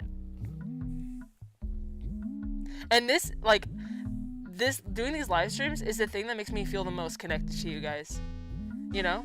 Like, we have Discord, and that's awesome, but something's kind of missing from it. You know? Fernando says, basically, I put up a toy review that gets 7k views, and then a recording of a PowerPoint night that gets 300 views, then a review that gets 3k views, and some folks would freak out, and some folks would freak out. I just carry on. I love that, Evangelist. Yes. And let us all learn from that. Just do what you want. That's what I love about your content, Evangelist, because you are so I loved your live stream, by the way. You're so knowledgeable about what you do. You've really, really, like, you hit that niche and you give the people what they want. Because it seems like they want what you want. You guys are all passionate. Like, the depth that you know Transformers lore is insane. Barkwater says, I'm giving myself 2 weeks to finish an animation. To be honest, most of it will be in small increments when I have energy. Oh, that's awesome. I love that pacing, you know? And honoring your energy. Evangelist says live streams on YouTube have a very, very low ceiling unless you have a corp behind you, to be honest. Yeah, that makes sense. That makes sense. And honestly, not everyone is interested in pursuing a goal or a dream. I'm still trying to figure out ways to make thumbnails and titles that might catch someone who doesn't know that they would like to pursue a dream. Because that's where I think the magic is like the activation and realizing that there are ways to have a more fulfilling life just by figuring out what you're passionate about, you know? So like says, I mean success, not like numbers, success in forming this wonderful group and retaining it for so long. Yeah, I know! I can't even take any credit for that. I just make pretty graphics and talk to the camera. It's you guys that keep showing up. You straight up engineered a social group out of nowhere. That's nothing to scoff at. Well, thank you, Saber. Like, thank you, and thank you all for being here. The value is community in that fact that they will become a VOD afterwards. It creates foundation and bingeable stuff for someday later. True. Kyle says, this feels like early YouTube, to be honest. It used to be that people found their own little communities and stayed there. Now that the algorithm TM will sort people like a mystical wizard at. Dude, that's so true. Bye, Cosmic. Thanks for being here. Bye. Hope you have a great day.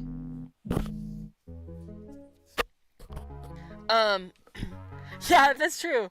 You know, I really, really, really, really miss the early internet days because it did feel like that, you know? Having your own little community.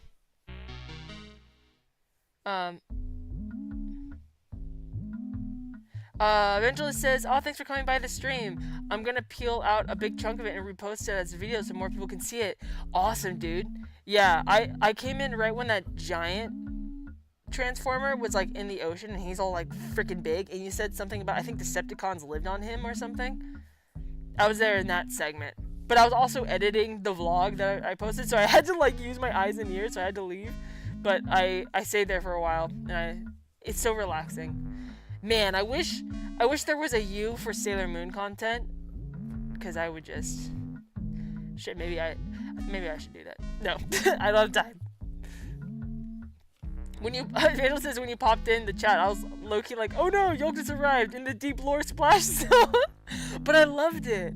I love seeing everyone so passionate about it, you know? I was like, shit, you're gonna make me act up on this Transformer lore. Barkwater says, in my experience, it seems like the sweet spot between content creation is about recycling your creations. I'll earnestly create this short animation and not think about it, the fact I'll later take bits off it.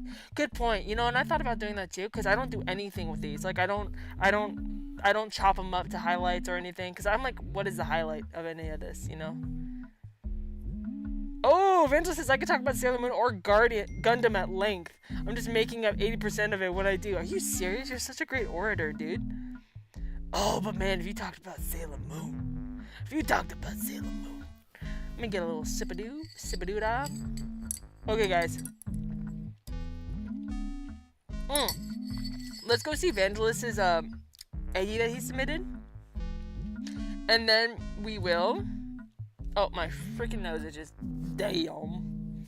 And then we will try to make some semblance of order for October in our goals. Okay. Let me get this going here. Let me just get this going. 1 second, please. Let's go to the trajectory room.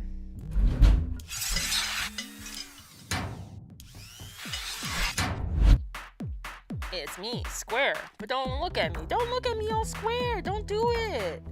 If you think about looking at me right now, don't. I'm not a circle yet. Stop. Okay.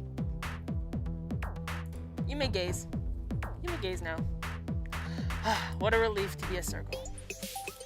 So spooky as a square. Oh god, bye.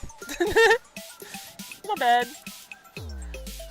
Okay, what are we doing? What are we even talking about? Okay, bows in the circle, we're good to go. Alright, so we're here. What are we doing here? You tell me. Discord! Okay.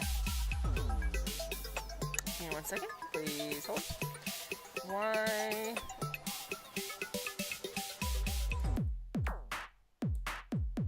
Okay. There! Saber! Look at Saber. I cracked up when I saw this, because everyone else stayed kind of, at least eye-wise, similar to the style. This one's trying to give you a kiss. Look at this. Isn't that amazing? So, the fun thing too, and I'm not sure if you guys are aware of this, but I have to 3D animate all of these. And I just I wish I could zoom in. Can I zoom in? Can I zoom in? Maybe. No, I can't zoom in. But look at this. The eyelashes, the lips, the pepperoni-like cheeks. And don't think I didn't notice, Saber, that there is a texture on the yellow egg part. It's like almost like a stucco texture, or like a leather skin texture sort of thing.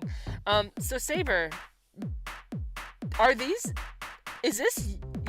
your lips and eyes photoshopped to all hell? Is this you? Hold on, the chat's being weird.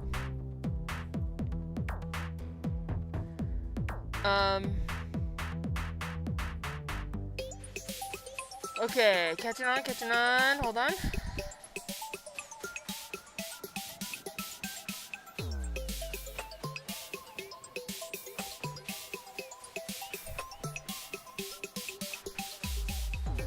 I'm just reading chat real quick. Vandal says, I haven't submitted the forms yet. I still gotta do it. Yes, guys, we do. I was gonna say, as a reminder, I really do need those by the end of October so I can make our poster, guys. So please, please, please.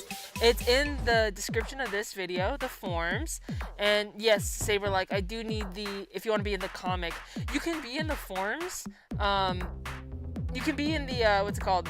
You can be in the Dream Supreme poster without signing the forms, but if you want to be in the comic, you do have to sign the forms.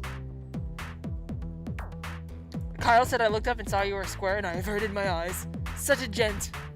Such a gentleman. Circle confirmed, diameter lifestyle. Okay. Oh, Ash says, hey now, I heard it's hip to be a square. Yeah, in the 80s. But this is the future, we are round. I should make it an egg shape, huh? Super like says, the mouth is actually my mouth. I knew it. I had a feeling. Mistake Boy says, if it saves you time, I humbly accept my Eggies existing in only 2 dimensions. Oh no, I have. Oh, actually, if you Mistake Boy says, if it saves you time, I humbly accept my Eggie existing in only 2 dimensions. In reference to me 3D modeling them, I still will have to 3D model it. But if you want to be flat in 2D like a Paper Mario, let me know if that's part of the art style, because you can be a 2D Eggie in the 3D space. Just let me know.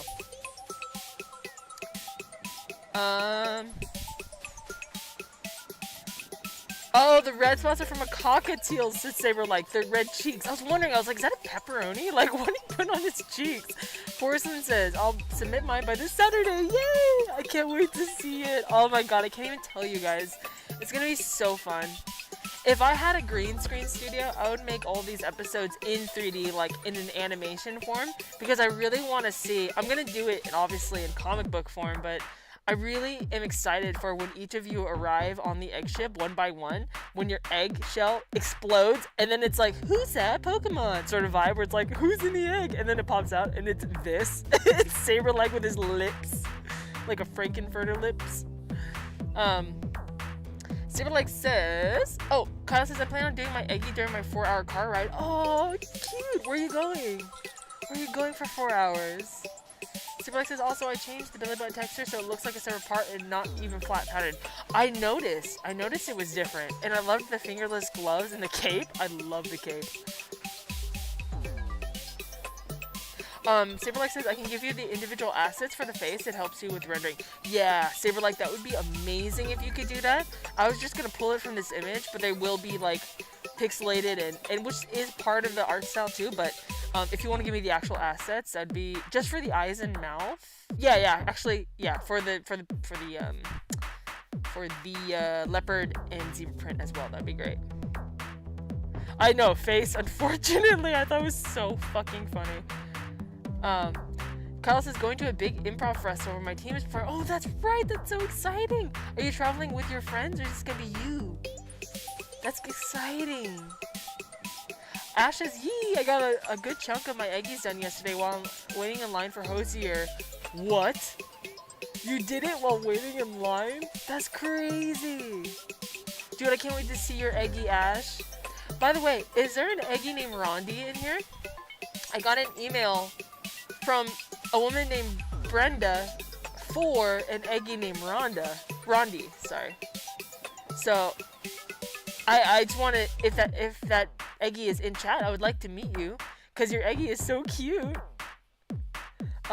Okay. So, yeah, guys. Isn't Saberlike's fucking... Oh, Kyle said, oh, yeah, all of us in a car. I'm absolutely pumped. That's gonna be such a great experience. Until people start farting, then it'll be less of a great experience. But yeah, I can't even tell you how, like, happy it makes me to see your guys' Eggies. It's like a Christmas present each time. I love it so much. Okay, guys, let's get on to the daydreaming segment. Let's go back to the other room really quick. Give me 1 second. Please hold. Please hold. Please hold. Okay, let me try this. I hope this doesn't crash my thing. Okay. Don't look. I'm gonna be not a square for a second. I mean, I'm a square now. Hold on. Don't look. I don't look.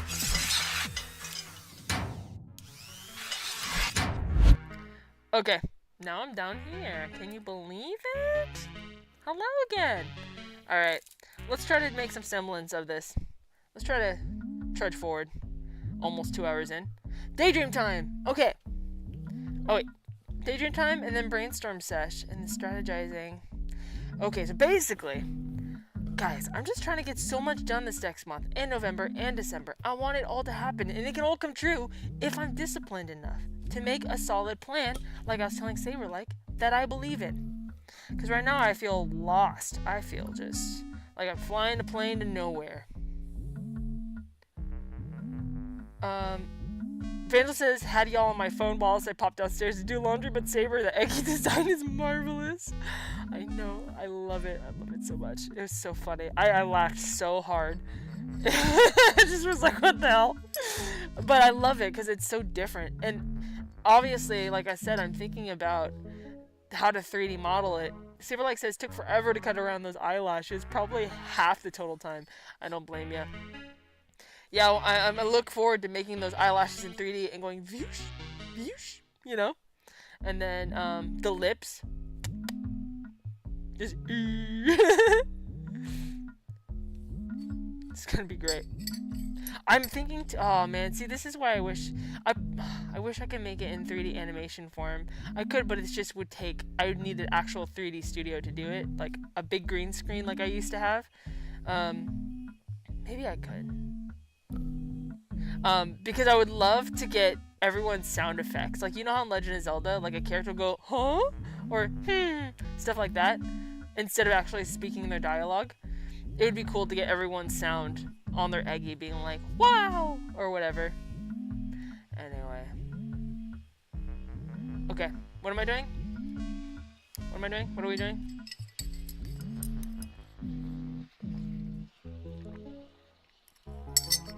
Alright. Daydreaming. Is there anything in October, as we're 2 weeks out from a whole new month full of possibility, that anybody wants to work on? Or that anybody is thinking about working on? Oh, RB580. Rondi is my Eggy, but she can go by RB in the comic. That's awesome. Randy, not Rondi, sorry, Randy. RB, thank you for submitting an Eggi.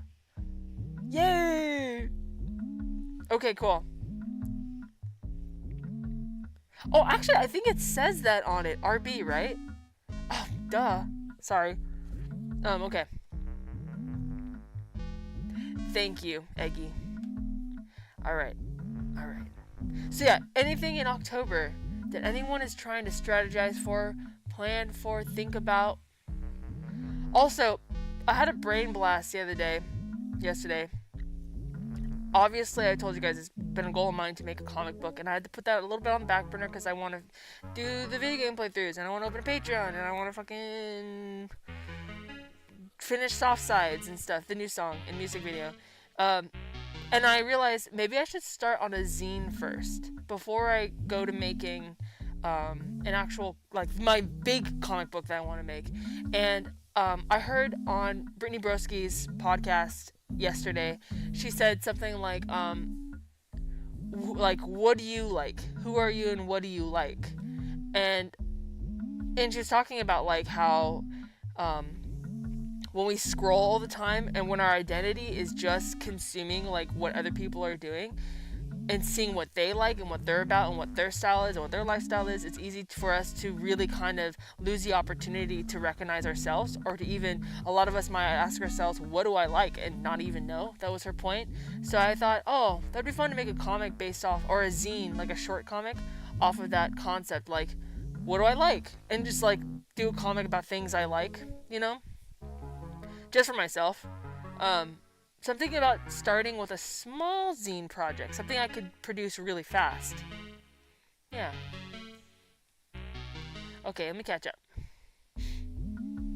up. Person says those eyelashes need to be 3D, don't they? The little beep, beep, beep, beep, Animalese RBG text sounds. Mistake boy, yeah, exactly. I love those. I love those so much. Like, Vangelis just did a commission for somebody where he had those little, like, beep, beep, beep, beep text sounds, right? So nostalgic. Vangelis says this week I am preparing to sell.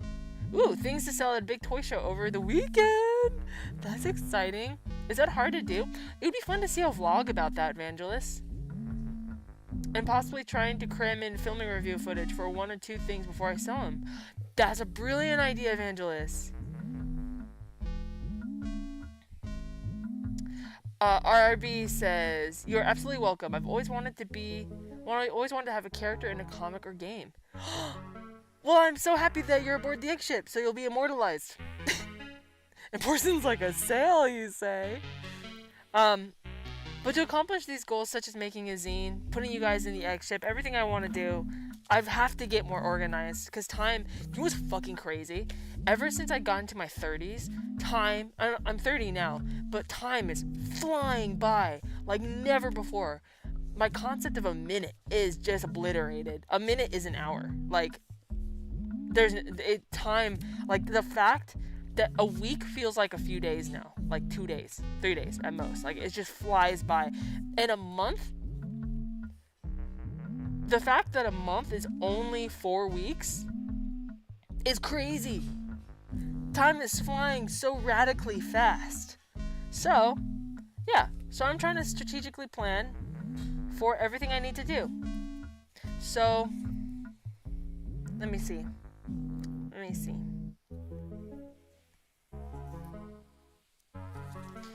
I'm gonna go to the trajectory room again. Oh, Vangelis says, the process is legit a ton of me staring at old toys and silently processing the balance of active joy versus simple sentimentality.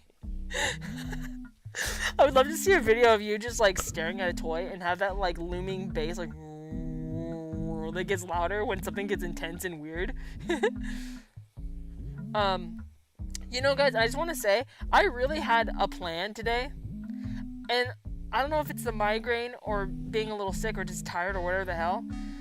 I'm sorry. I have, in the terms that we were talking about earlier, a sense of failure, that today I was not able to follow through with my plan and produce a live stream of utility. But I know that I know what you guys are gonna say. And I have had a great time just hanging out and talking with everybody. I really want to be able to give something useful, something we all leave with feeling more on the path of what we're trying to do and more structured. Hold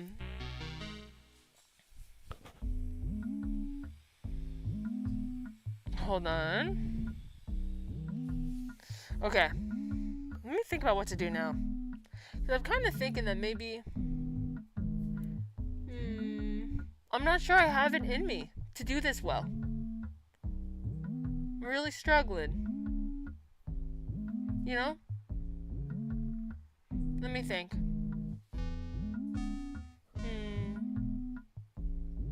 Cyberlike says, sometimes it's important to say, hey, I didn't do what I was hoping to, but things are okay. And that's a good model for others. That's true. Kyle says, low-key, I feel that even the consistency of something to look forward to is valuable to me. Aww. I appreciate that. Actually, scratch that. Low-key for the record. It's high-key. Oh. I'm glad to hear that. Porcelain says, Evangelist, I'd love to see your criteria on keeps versus sells. I had to go through a big pile last Friday, and I kept changing the rules. Oh my god, dude, don't even get me started. This is why I'm so grateful that I was only in Japan for 8 days, because I really tried to be picky on what I bought. Tatiana got this for me because I was going to buy it for myself. If I had stayed there any longer, I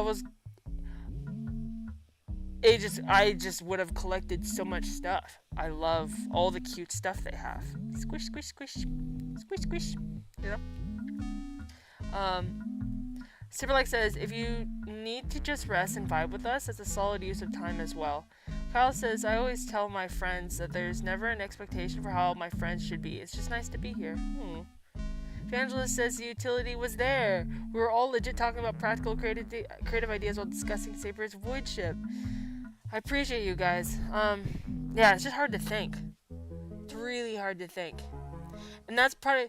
Wait, there's a word for this. Executive dysfunction. Wait a minute. Let's look at something really quick. To the trajectory room. Aha! You thought you were going to come in here and catch me as a square, but I was too fast for you. You do not get to see my edges today. Okay. I want to see something really quick. Give me 1 second. 1 second, please.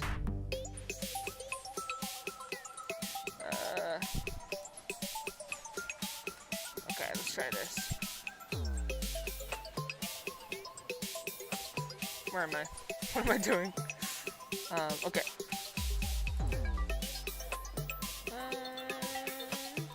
I'm gonna use an incognito window because I don't want to accidentally reveal something in my search history that pertains to my location or identity.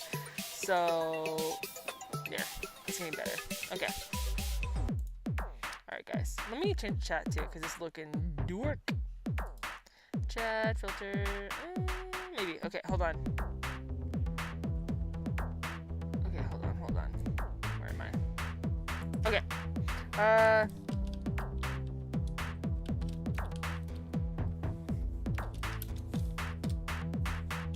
Can y'all see it? Can y'all see it?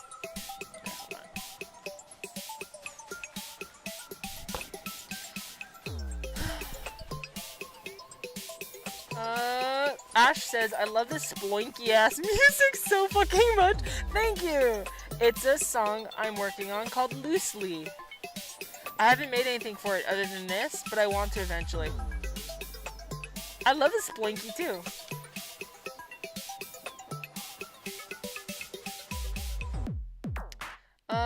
Hold on.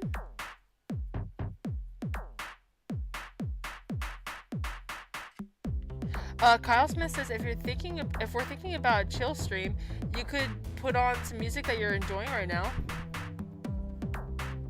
I thought about doing that, but I don't know how that works with YouTube copyright stuff because I've really been into a couple of songs. Porcelain says, by the way, you'll have a bootleg vintage Sailor Moon backpack. What? vintage bootleg Sailor Moon backpack if you would like it. What do you mean, Porcelain? Are you selling a vintage Sailor Moon bootleg backpack? Because I would like it. Is it for sale?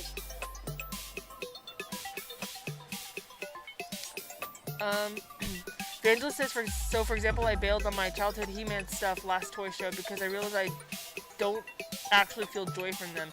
Just an enjoyment of saying I had them. Oh, interesting. Hold on. Hold on.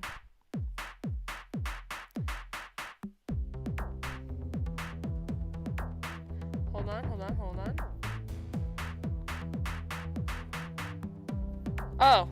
Superlike says, I think incognito can still show your history, FYI, just doesn't add it to your history. Oh, interesting. Okay, I don't know.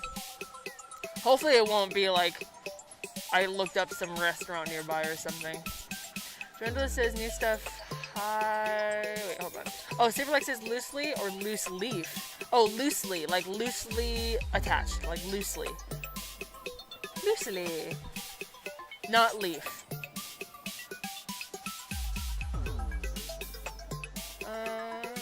Catching up.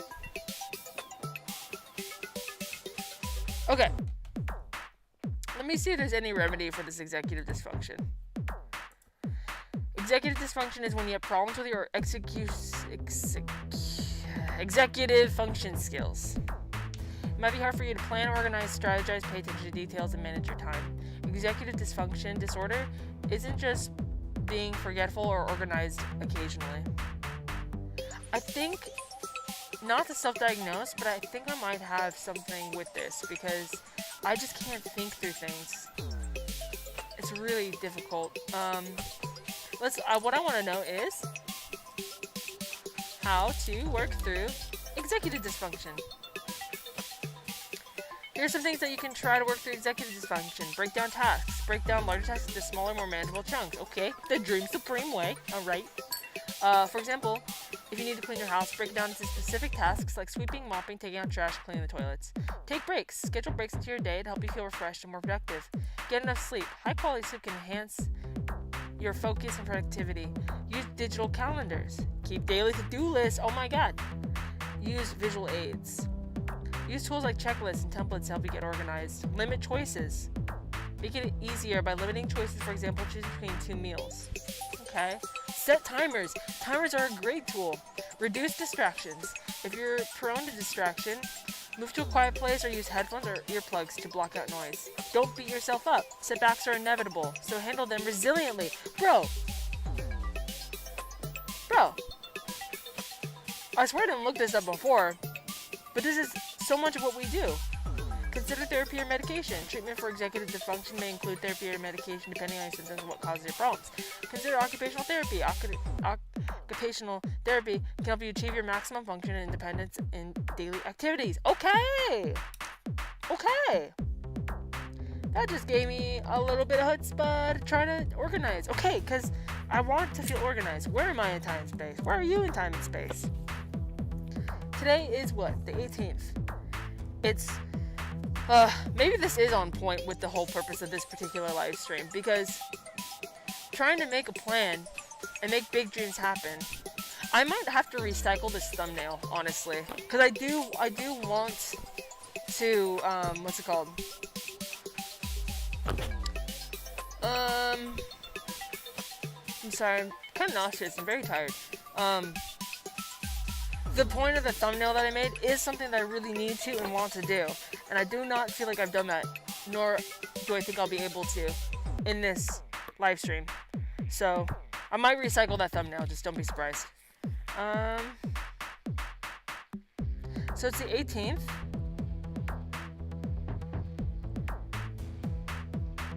I got all the things I wanted to do this past week done. Edit the vlog, decide the games for October for the spooky gameplay throughs, make the thumbnail, make the new intro, make the thumbnail for this video, for this live stream, schedule the vlog from today, schedule this live stream. Oh, the rest of the day today, I need to make graphics for Halloween. So starting in October, there'll be a new interface for this live stream, as well as for the video game playthroughs, like a thumbnail template and stuff. So I've got to animate me and Tots as like in our Halloween costumes, you know? So I got to do that today. I got to do it tomorrow. Got to do that Friday. Got to edit the new vlog. Y'all, I'm fucking so out of it. My head is going crazy. What are y'all saying? Hold on.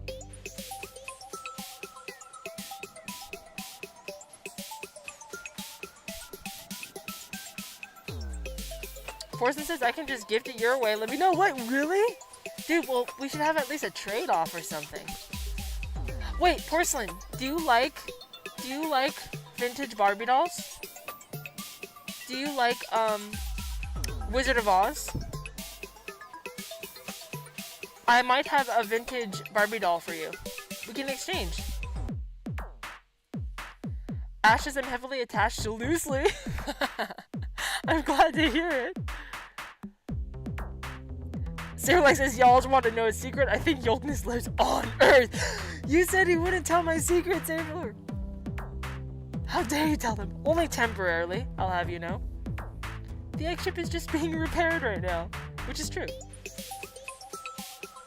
Kyle says, will my egg package be arriving at the egg ship at 8 Egg Carton Lane?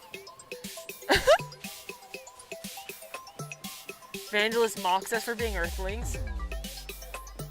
Saberlike says, if there's a cure for executive dysfunction, I haven't found it in 36 years. Just ways to deal with it. I think I'm vitamin D deficient. I think there's, like, executive dysfunction, I think there's so many things that come into it. I know that I probably need to get outside. It's been weeks. I know that I need more sleep. I need to have some fun. I've just been working. No fun. Makes Eggi a very dull egg. All fun, all work, no play makes me a very dull egg. And I think making sure you have enough nutrients is important for executive dysfunction.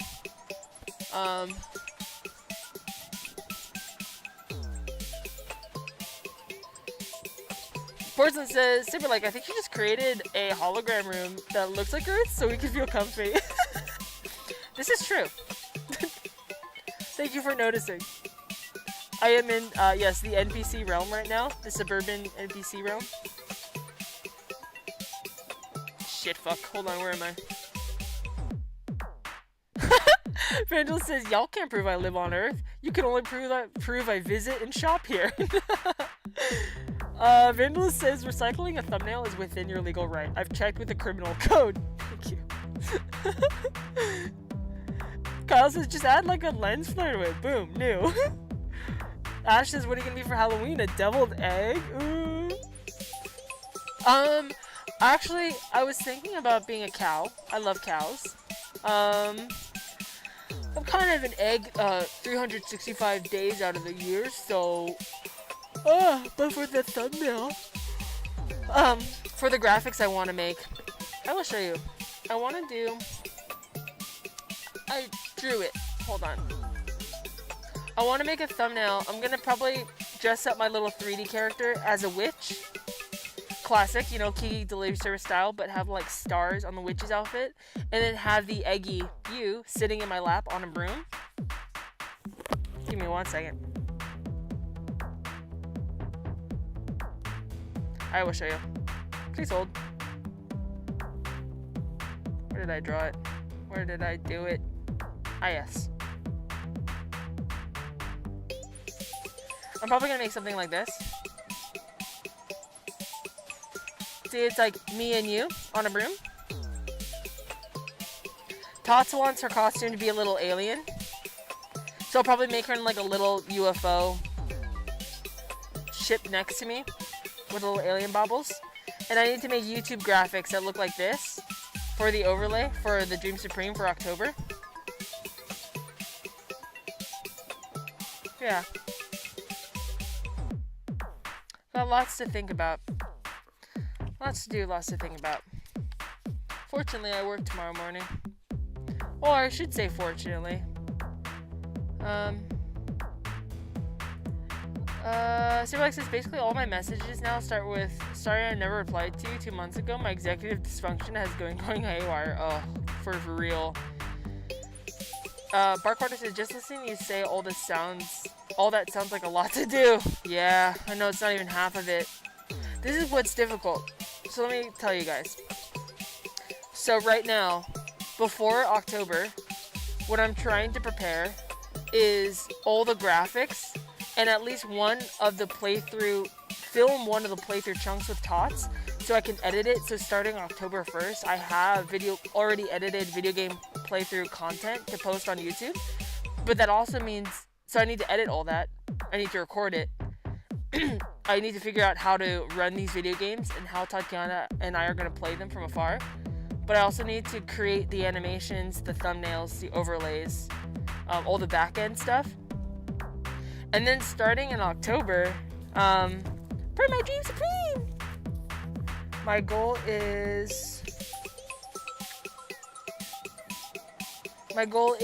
to, the first week, like this whole first week, is going to be designing Patreon tiers and the items. Like actually design the shit to print here and then start printing versions of it.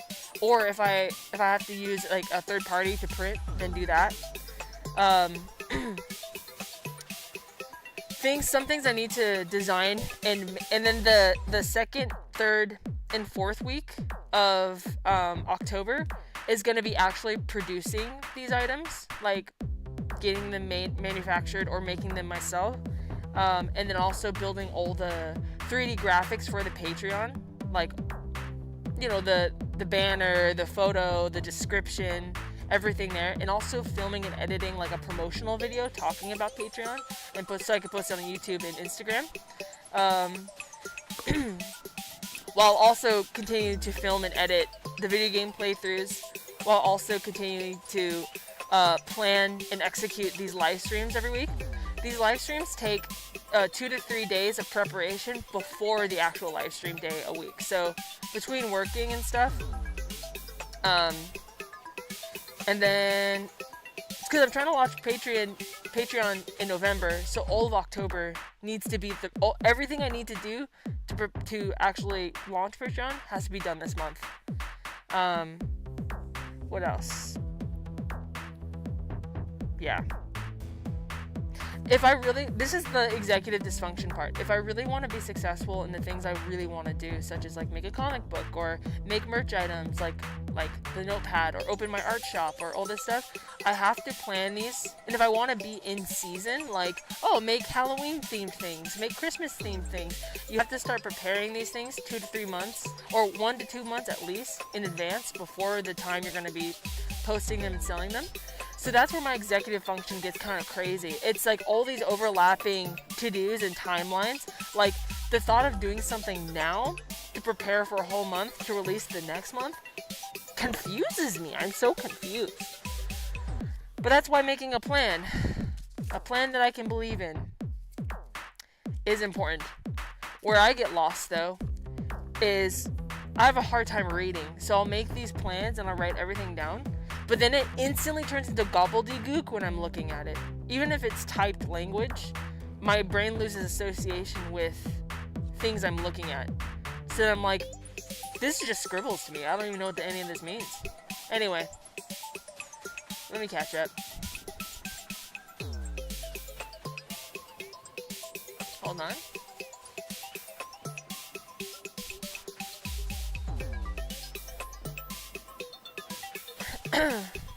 Saberlex's executive dysfunction is a main symptom of ADHD. I think possibly with autism too, but I don't know as much about that. Yeah, I've heard about that. I don't think I have ADHD because, although I've also heard that you can have ADHD and still I'm able to get really hyper fixed. Like I can sit down and do something for 12 hours for months straight. Like, I'm not easily I know I might seem easily distracted on stream, but that's just because I get anxious because there's so much to be aware of that everything's happening at once and it just kind of deafens my senses and confuses me. A lot of people have said to me that they think I'm autistic, so it's something possible. I definitely recognize a lot of symptoms of autism in me, such as like walking around with your hands like this, or walking on your tippy toes even, or the fact that I eat eggs every day for breakfast. And just in the way I think. So I wouldn't be surprised if I have some autism going on. Vandal 6, the egg-shaped support flying object. Tots craft. One. Dude. I know, right? I've been thinking about how Tots is going to be in the comic book, because in reality, in real life, as introverted and as shy as I am in my personal life, Tots has always just... She brings me out of my shell, you know? Something that's evident in these vlogs I just posted, and that also these next 2 days of the vlogs that haven't come out yet. Tots, like if I went to that open mic by myself, I would just witness it, right? I wouldn't participate in it. But Tots, she participates in it. She sees an open mic and she says, I have a poem I could read from my phone. Then she'll go and read a poem. Or in the vlog, there was salsa music happening, so she got up and offered to dance salsa with somebody. Like, Tots has such a big way of living life, and it encourages me to get out of my shell.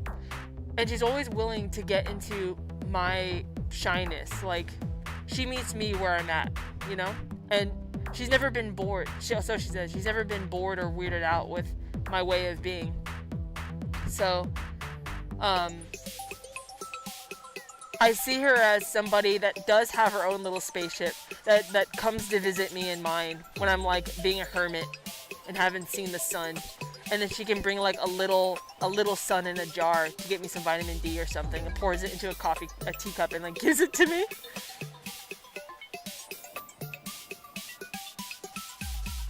Maybe, I think as a fun exercise, I think I'm gonna write a short zine about Tots' visit.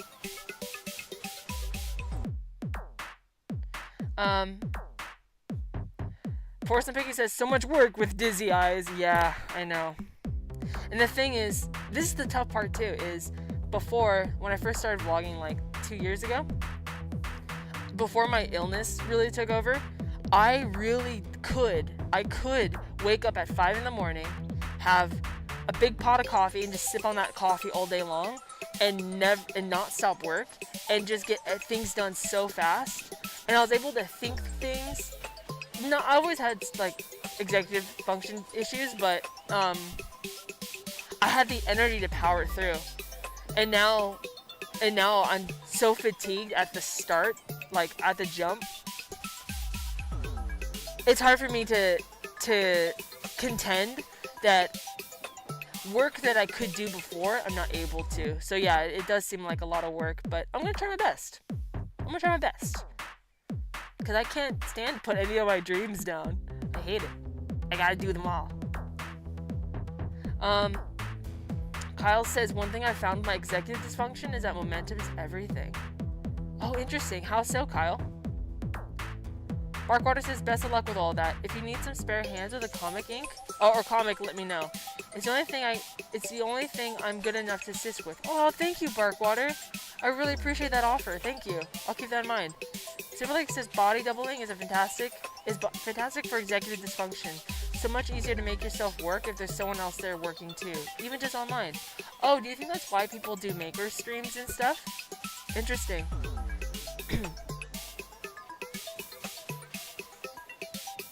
Silverlake says if you need to lock in and focus on working on something, get on a video chat with someone while they work too. Interesting. Vandal says, with stream-related stuff, it's easier for me to just say in the chat window, but don't worry too much about those parts landing perfectly. In streaming, there's legit a lot more behind intent and vibe than delivery and polish. Good point. Thank you for that, Evangelist. Silverlight says extreme hyperfocus is also a major ADHD symptom. Oh, interesting. Hyperfocus moments. I definitely have mania sometimes, where everything just seems hyper-saturated and I'm overfilled with joy. Silverlight says there's a good amount of overlap with ADHD and autism, but some big differences too, and they need people of both. Interesting. RB says, it can also be possible to have ADHD tendencies without actually having ADHD. Yeah, I don't know. I've never been tested for anything, so I don't know. Portson says Tots is a hero. Tots got the wholesome enabler vibe. Tots is a hero. Wholesome enabler. Yeah, Tots really is. I'm so grateful for my friendship with Tots. Saberlike says it's always great to have friendships where you can just exist together, right? I can't wait for you guys to see the next vlog that's gonna be posted next Wednesday. I love it so much. It was such an amazing day. Being a wholesome enabler is a personal goal. After benefiting from some other wholesome enablers, 100%. Me too. I feel that way as well. Kyle says, God, this resonates so hard. I used to be able to do so much. Now the minimum is enough. I wonder what that is. What causes that? Kyle says, oh yeah, for momentum and executive dysfunction, I have a hard time starting. So if I start small or chain tasks together, like the end of one task is the start of another task. Oh, interesting. That's an interesting tactic. Ash says, yeah, I'm using the stream to body double right now, Lamau. I'm not off of work for another hour. Oh, cool. I'm so glad to be next to you while you're working. Kyle says, I ride the high of finishing one task, usually by crossing it off a list to invest into another task. Yeah, same. Okay, I see what you're saying. 100%. I do that too. I get addicted to accomplishing things for sure. Superlike says, self-assessment for ADHD and autism are fairly reliable. Might be worth doing some online quizzes. Yeah, wouldn't that be fun? Let's do one.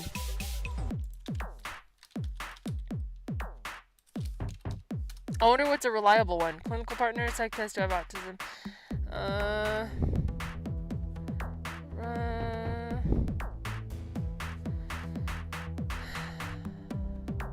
I wonder. Autism tests. Downloadable tests. University of Cambridge.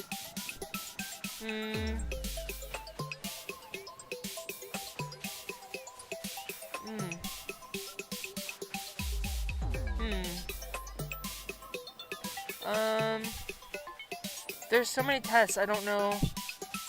Shit, fuck. Do I have to take them all? Man. I don't know. Wait, go back.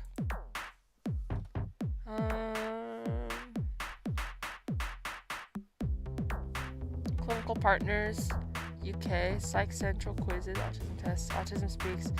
Maybe this one?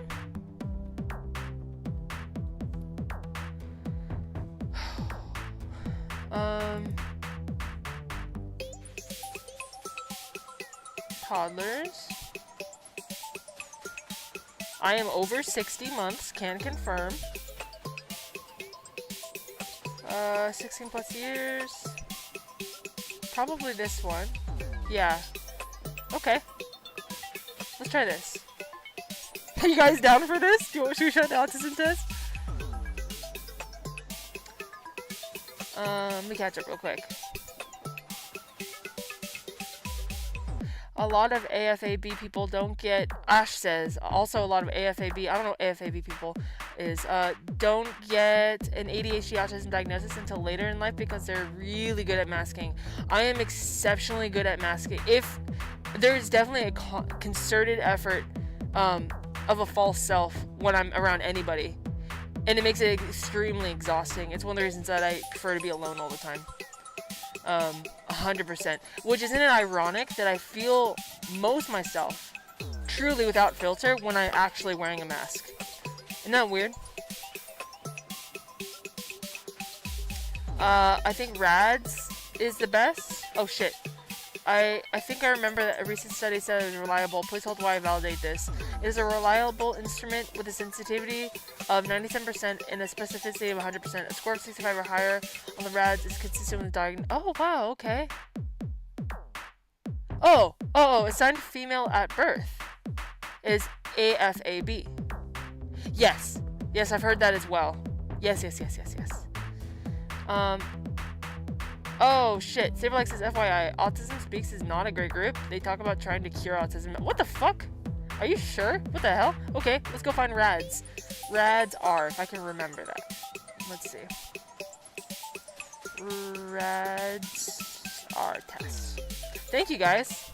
Oh wow. I guess this one? Taking the test.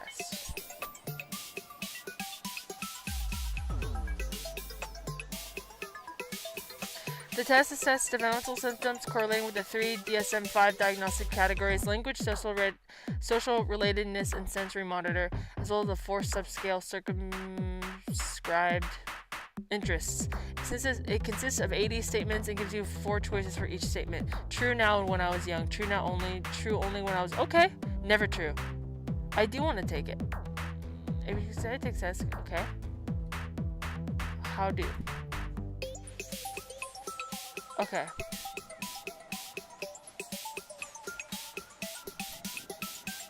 Okay, we will review this. Where is it? Where is it? Oh, here it is. Okay, guys, are you ready?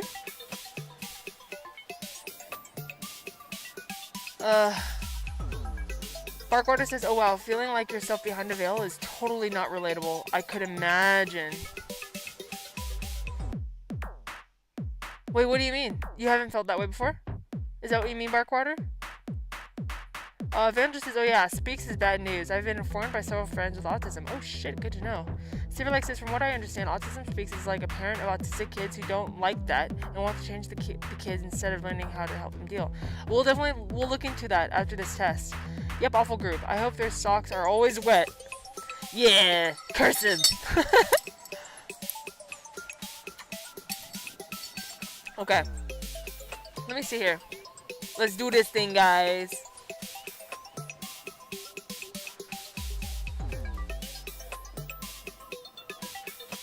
Okay. I'm a sympathetic person. True now and when I was young. This is true. Sympathetic, yes.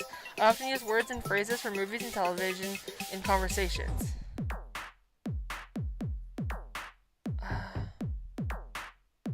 Often used for television. Yes. I do that.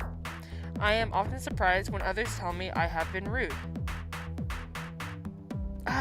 See, this is tough because I am surprised if someone tells me I have been rude because I try so hard to not be. So I'm surprised because then I don't see it, but that honestly doesn't really happen. Fuck, what do I say to this? I am often surprised when others tell me I have been rude. True now, but people don't tell me that. I would be surprised. And if I was called rude, I wouldn't be surprised because I would have known if I was being rude. Let me think.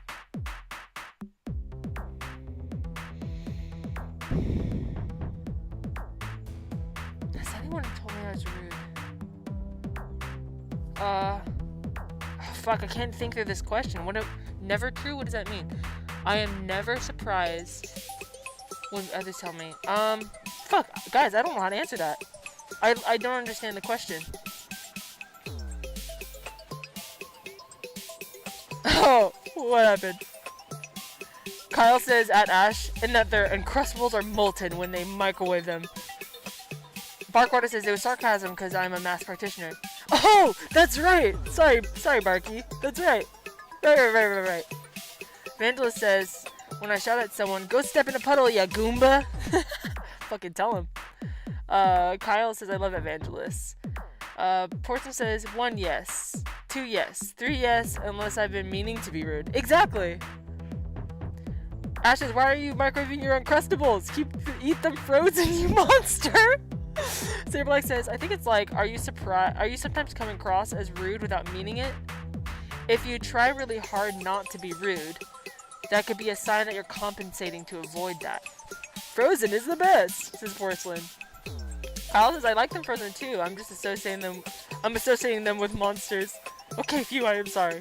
Yes, arms down. Lay down your arms. Okay, so Saber Life. Are you sometimes coming across as rude without you meaning it? If you try really hard not to be rude, that could be a sign that you're compensating. Yes. So, guys, what should I answer for this one?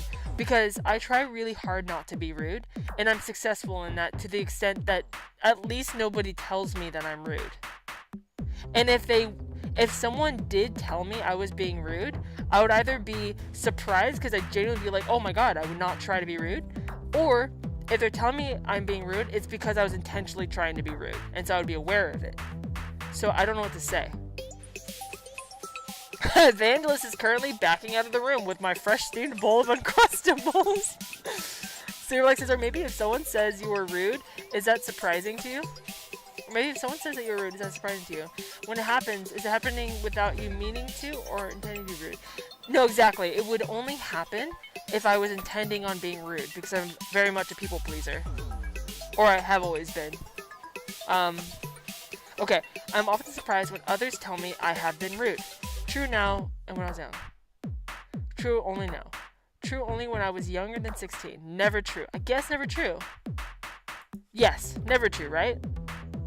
Not only do people not tell me I'm rude, but if they did, it wouldn't be a surprise because I would have been rude intentionally. Right? Is that right? Before I move on? Does anybody understand my meaning? Can they tell me if I said the right thing per my meaning? SOS.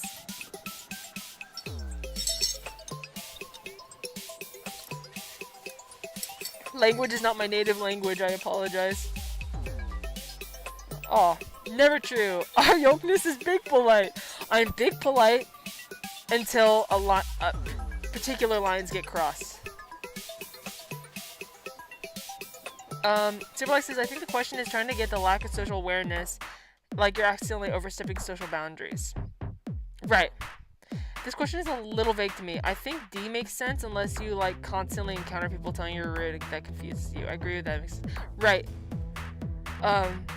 I grew up with people that were unintentionally rude all the time. And so I became hyper concerned about how they affected people. And so I became hyper concerned to not accidentally be rude as well.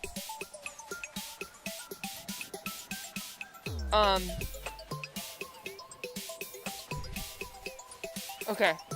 For sometimes I talk too loudly or too softly and I am unaware of it. Yes. But I don't know if that's due to autism or a form of trauma. But yes. I often don't know how to act in social situations. Yes. But I think that's everybody. I can put myself in other people's shoes. Yes. I can put myself in other people's shoes. Only true when I was younger than 16. Only true now. I have a hard time figuring out what some phrases mean. Like, you are the apple of my eye. No. I can understand that. I only like to talk to people who share my special interests. See, that's a tricky question too. I like to talk to everybody, but I only bond with people who, I only like develop close friendships with people that we have those special interests in common. Not on my end necessarily, but I think that, yeah, so never true. So I think I only like to talk to people who share my special interests, but I definitely gravitate towards people who have that special interest. So like at work, if a coworker I realize has similar interests in music or something, I will definitely gravitate towards talking to only them. Not intentionally, but I just don't know what to say to other people sometimes. But not true. I focus on details rather than the overall idea. Yes. Let me think if that's true. That's very vague. What are they? It's very vague.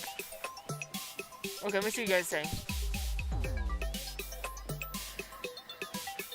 Firewater says there are also those with high functioning autism, ADHD, etc., where the symptoms are manageable but never under control. Hmm. RB says, I can't remember everything I learned, but one thing that always stuck out to me was an old commercial that painted autism as an awful disease that ruined relationships and makes life miserable. Oh no. Portsmouth says 4 true, 5 true, 6 true, both physically and metaphorically, 7 false, 8 false. Interesting. Kyle says, I'm of the opinion that labels give us language. This doesn't mean that there isn't any more nuance to your situation. Good point. Yeah, I'm just curious. Okay, focus on details rather than the overall idea. It just depends on what. I've always been, I don't know. It's a little bit of both. Like, I focus on details. I do get stuck on details. I would say that's true.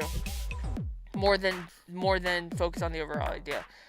I wish there was like a kind of agree, sort of agree, really agree sort of thing. I always notice how food feels in my mouth. This is more important to me than how it tastes. Interesting. Mouthfeel is very important to me, but more than it tastes. Oh man, I don't know if that's true. It's equal. I equally notice and am concerned with how the food feels in my mouth, also how it tastes, and also temperature. I always notice how food feels in my mouth.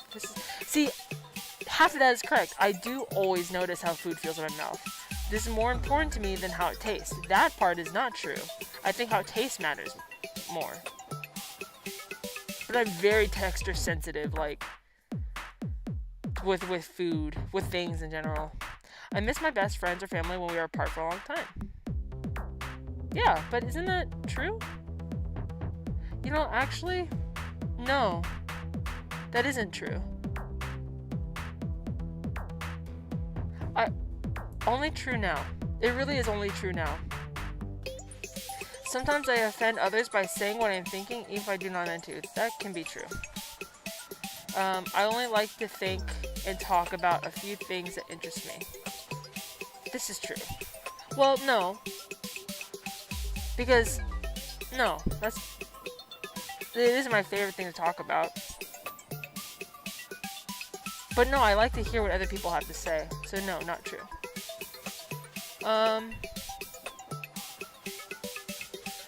Portson says food be good, but I don't like it when it's wet on my fingers. Mark Order says, if I did have any of these symptoms, I would be bonked in the head enough to have leveled out. Oh no. Vandal says this is more important, is the key part, I think. I think so too. Yeah, that's why I believe I put no, right? Yeah. But they're using definite language here when things are more nuanced than that, I think. And maybe that's a sign that it's not autism, because isn't autism quite black and white? But I am black and white on a lot of things. But anyway. Porson says false. I have little attachment to folks. I don't know why, but I'm happy to be with them and see them. That's Porson. That's exactly how I feel. But now, like, if I don't see my partner, I miss them terribly. When my brother, like, I miss my brothers, but I don't need to see them, you know? I miss Tots. Like, Tots I miss a lot. But I didn't always. I don't often miss people. But recently, as an adult, as I've become more in contact with those feelings, I do miss people. But not enough to see them all the time. But wait. I only like to think and talk about a few things that interest me. That's true though, honestly. I really only do think and I do talk about things that interest me. But see, it's so definite because I like to talk to other people about what they are interested in. To bond. But in my personal life, I only do, but that's everybody. Everybody only does and thinks about what interests them. I don't know how to answer these guys.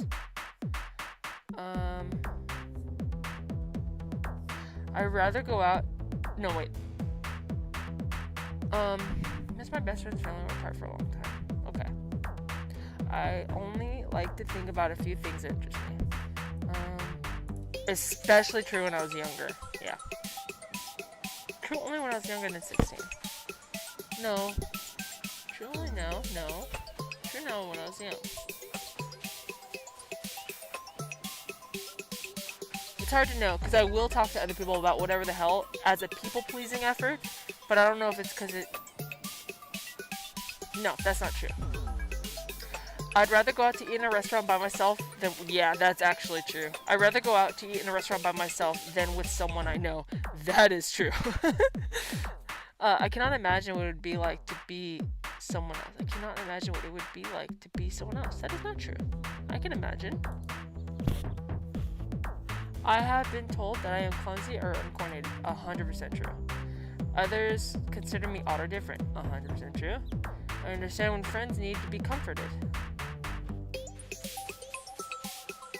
Truly now.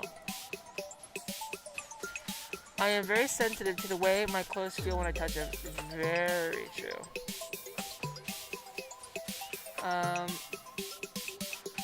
But it was especially true when I was young.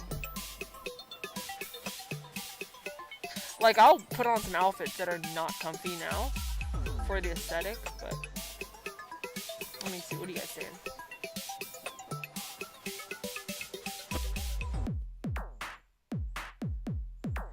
Silverlike says, I doubt any of these areas they're assessing only have a single question. They're usually a spread to make sure. Person says true. 12 true. 13 true. All my free time or when my social battery is down. Whoa. Oh. Saber says sometimes it's like everyone does some of these, but it would be a higher amount of things in autism. And also if it applies to you, you might not assume it's more universal than it is. I like going to cafes by myself. I fell behind too. I love eating by myself. And my mom or my friends, they always want someone to go with them. Or they don't want to go anywhere by themselves. I love going to movies by myself. I love going to the park by myself. I much prefer to be by myself.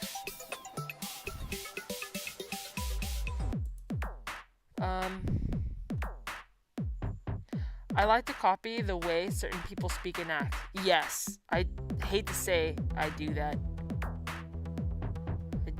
I mean,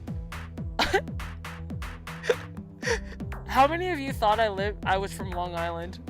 I had someone tell me that they were for sure thought that I was not Long Island, New Jersey. Because I tried to stop doing it, but I always kind of pull out like an East Coast accent out of nowhere. I just can't help it. 21 says it can be very intimidating for me to talk to more than one person at a time. Yeah, 100%. Well, intimidating?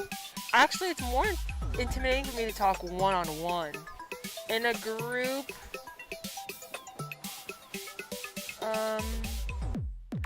it's easier for me. One person at a time. But it is, though, still. Yeah, that's true. I have to act normal to please others. Yeah. Definitely. It's very, very stressful.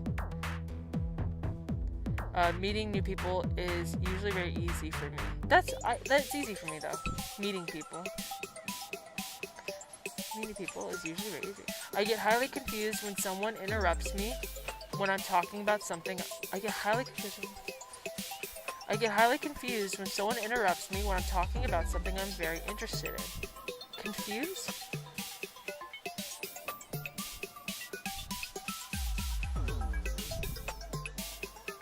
Yeah,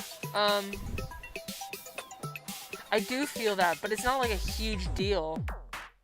So, like, highly confused? No? Highly confused when someone interrupts me when I'm talking about something I'm very interested in. No, not confused. It is difficult for me to understand how other people are feeling when we are talking. No. It's difficult for me to understand. It depends on the person, though, because sometimes people are really hard to read. Oh, no. I can understand. I like having conversations with several people, for instance, around a dinner table at school or at work. I like having a conversation with several people. Yeah. Truly now. I take things too literally, so I often miss what people are trying to say. Yes. Definitely. It is very difficult for me to understand when someone is embarrassed or jealous. It's very difficult for me to understand. No, I fully understand.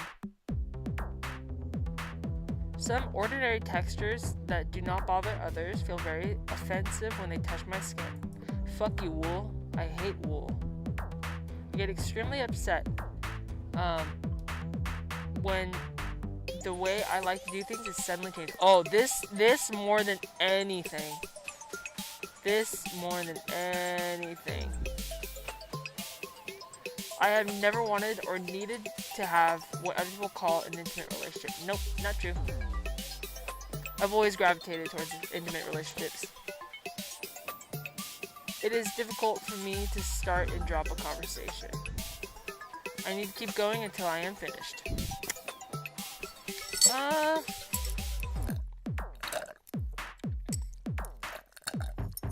It is difficult for me to start and drop a conversation. I need to take a break and look at what you guys are saying. This is heavy thinking. Catching up with chat real quick. Barkwater said, not related to this site, but I've recently seen video docs recently linking self-help sites and quizzes to Scientology. Just don't provide it in emails, I suppose. Oh god, yeah, I know. They're fucking so insidious.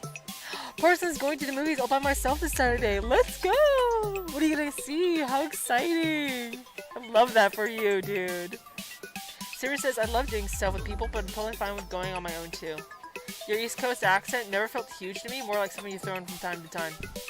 It used to be way more. I've definitely calmed down, because I don't want to seem cringy. Too cringy. I am cringy, but in that way. Like a fedora tipping person who can't stop being like milady. That's how it feels with my fucking East Coast accent. And I didn't want it when I was talking to people from the East Coast, and I was like, oh, I'm sorry. Can't help it. It's too funny.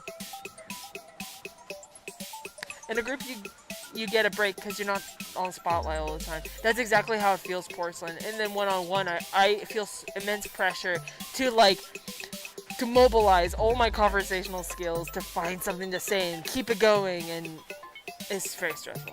I'm sure everyone feels that way, though. Barkwater says, yippee, I'm done with the storyboards and now I can move on to the animating. Yay, Barkwater! Yay! Good for you. That's a big deal. I love when you finish one major segment of the thing and then you get to move on to the next. Such a good feeling. Oh shit. Ooh, Barkwater says, Dream Supreme inbound. Yep.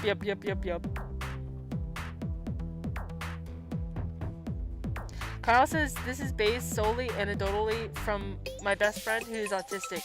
She says that often women with autism will have a higher surplus of empathy, while men with autism will have less empathy. I do see that to be true. I don't know how true it is, but food for thought. Yeah. Silverlight says, the other day my wife was like, are you still in the middle of working on that? And I said, I'm still working, but I'm much closer to the end than the middle. And she thought I was playing games. That is very specific, but very useful. I like that. Porcelain's gonna go see Beetlejuice. Oh, Porcelain, tell me how it is. I think I only saw the first one time, but I kind of want to rewatch them both in October. Saberlight says, you're the good kind of cringe. The fun kind. Thank you. It's funny. It's like, I know I'm cringe, but I can't help it. I mean, I could really, like, try to not be, but it's just my natural way of being is cringe. But I think I'm too far gone to the cringe side, where it's like, I'm aware of it and I don't care. So I don't know if it kind of, like, ages out of being cringe. It cringes out of being cringe, you know? I don't know. I don't care. Back to the quiz. Do I got the tism? Tell me. It's difficult for me to start and stop a conversation. I need to keep going until I am finished. That's true. Yeah. I speak with normal rhythm. What does that mean? What does that mean? I think so. Yes. Normal rhythm. I speak with a little bit of a strange rhythm. What am I, William Shatner? Is that an abnormal rhythm? I think so. Guys, do I speak with a normal rhythm? What does that mean? Kyle says it's important to not kill the cringe, but the part that cringes. Yeah, exactly.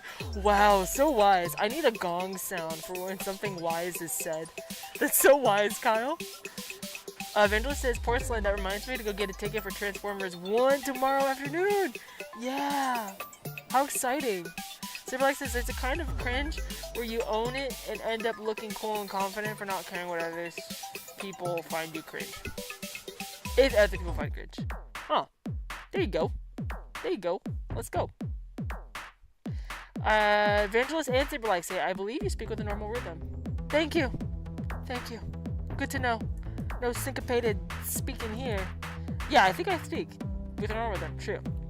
The same sound, color, texture can suddenly change from very sensitive to very dull. Interesting. Color, texture. Yeah. But that's just because yeah. But I think everyone's brain can assess something differently. The phrase, I've got you under my skin, makes me uncomfortable. Got you under my skin. That does make me, I don't know if it made me uncomfortable before, when I was young, but it makes me uncomfortable now. But am I being influenced by this? The phrase, I got you under my skin. But that does. Oh, I just think of all the skin layers peeling up and that slimy in between your epidermis and your meat. No, thank you. Sometimes the sound of a word or a high-pitched noise can be painful to my ears. I want to say yeah. Sometimes the sound of a word, high-pitched noise for sure, but again, a high-pitched noise can be painful to anybody's ears. The sound of a word. I'm gonna say no. I think they're asking for hypersensitivity, but high-pitched noise 100% can be very painful. I'm an understanding type of person. Yes. I do not connect with characters in movies and cannot feel what they feel. Not true. But I have a thing with movies. I actually kind of hate movies. It's a trauma-related thing, but when I see actors in movies, it makes me, and I don't say this lightly, but violently angry inside because I just see them as liars, and it makes me very, very uncomfortable and upset. I cannot tell when someone is flirting with me. Depends on the person, but I would say not true. I can usually tell. I can see in my mind, but not always, but I can see in my mind in exact detail things I'm interested in. Yes.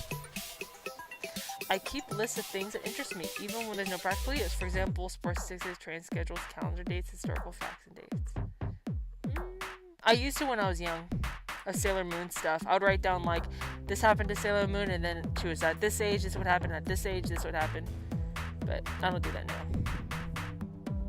I used to also have a list of every action of every NPC in Majora's Mask on every day and time slot and location, and I just kept that around forever, years. I don't, maybe like a decade or more.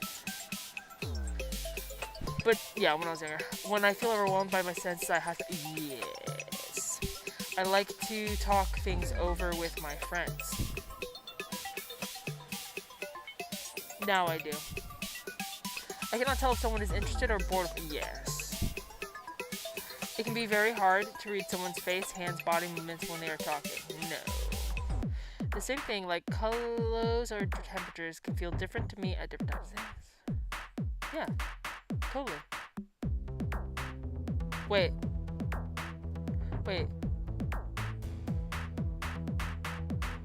wasn't there one? Let me think about it.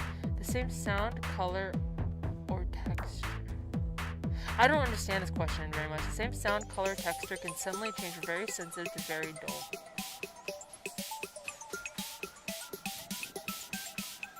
I don't know how to answer that. Because I don't know. Never true? The same color. No, that's true. Yeah, that's true. The same thing, like clothes temperatures. Yes, actually that is true. When I think about clothes especially, like I can wear an outfit one day and feel very like free and like inspired by it in some way. Like it inspires a sense of color and personality. And then the next day it's completely different and I can't even wear it. It's just so uncomfortable. I feel very comfortable with dating and being in such nude. I try to be as helpful as I can when other people tell me, yeah. I have been told that I have an unusual voice. Flat, monotone, childish, high-pitched. Nope. I used to have a lisp, and it comes out if I drink. Let me catch up. What are you guys saying?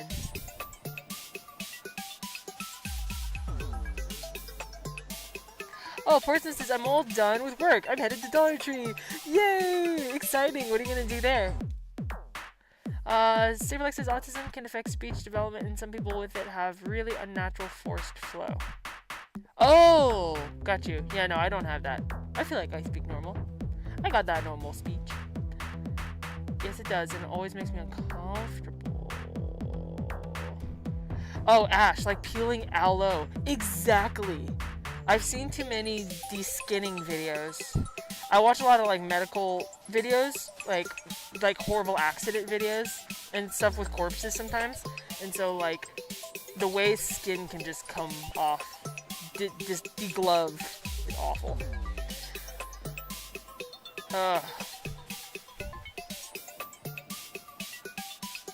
Saberlife is fascinating. Thank you for being vulnerable and sharing how you react to movies. It's something I actually do feel a lot of shame about. But if I'm in the room and a movie starts, I have to leave. And it feels like I'm being chased by something. Like I have to leave right away. And if I watch a movie, I have to be in complete control of it. I have to know what's in the movie as far as like nudity or sex stuff. And I need to know, yeah, I hate wasting time. So I don't like to just watch a movie and be like, maybe it'll be good. I only like to watch movies at the bare minimum if it has a cool concept or if it has really strong like visual, something worthwhile to me. But generally I just absolutely fucking hate movies. I used to love them. I used to love movies.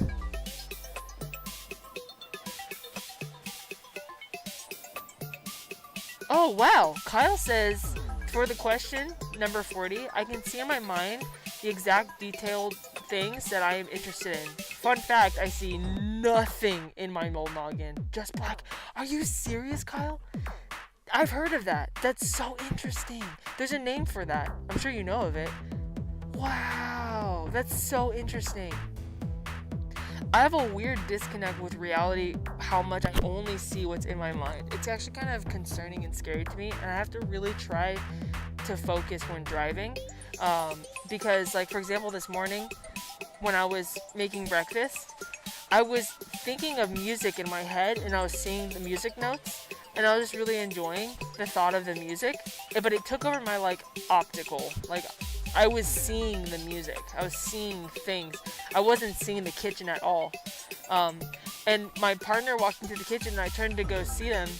And when I saw them, I didn't even recognize them as my partner or a person, but just this overwhelming feeling of missing and joy. Just love and joy when I saw them. And then it's like they just came into focus for me. And I was like, oh, it's them. Yeah. I visualize things way too much. Way too much. Evangelist says, I have a friend who often has a lot of trouble with live action media because they can't see past the fact that the actors are just in costumes in front of the camera. Yeah, exactly. I just see the makeup the perfect hair, the lying element. And if someone cries on camera, it makes me so irate. Because I'm like, you are crying over something you are not experiencing. Or you haven't experienced. You're literally, it's like the most egocentric thing to me. It's like you're crying over fucking bullshit. Like, you're convincing yourself of this ego, and you're crying because of it. I just hate liars. I just hate manipulators and liars. And I feel manipulated when I watch movies. Because I am. Like, that's what actors are trying to do. And let me confirm, I know that actors are not trying to manipulate you in a bad way. They're trying to make you feel something. They're trying to convince you of this character so you can get immersed in this story.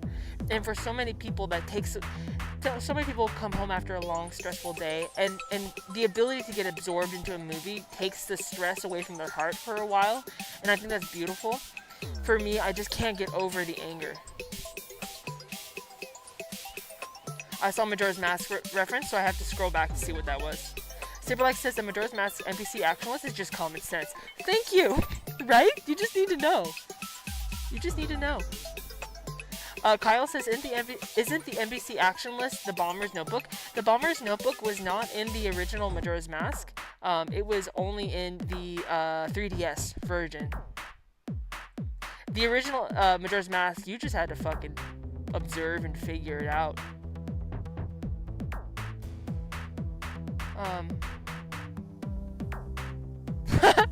Ash says, Kyle, same. I can't picture anything while I have a friend that fully rotates a horse in their head when they're bored.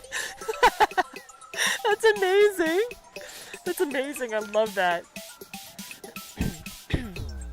Barkwater says, I was lucky enough for Majora's Mask to be the first Zelda game I played and owned and completed. I think Twilight Princess is my favorite though. Oh man, I still need to beat Twilight Princess. I was so close to beating it, and then my friend wanted to play it, and she accidentally saved over my save file, and I was nearing the end of the game, and I just didn't have it in me to start again, but it's been so long, I definitely need to. I love that Majora's Mask was your first Zelda game. It was my first Zelda game too, actually. Yeah.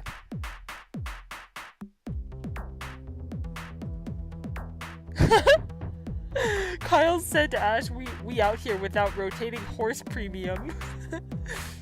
Yeah, Saberlike has a name. Kyle, you have some form of aphantasia. Aphantasia? That's not right, but yes, I have a friend with that. I'm the opposite. I have hyperphantasia. I can hold all 5 senses in my mind's eye. Yeah, same. It makes us feel like we're avatars or something. Interesting. However, your dreams are incredibly vivid. Now, isn't that strange? Only if I eat potassium before bed do I have vivid dreams. I usually don't dream at all, or at least I don't remember. When I do have dreams, they can be just mundane, or, like I said, I had potassium for the past 2 nights right before bed, and I had the craziest dreams. Ash says, it's so frustrating to struggle with a picture of an apple and folks out here flipping horses around.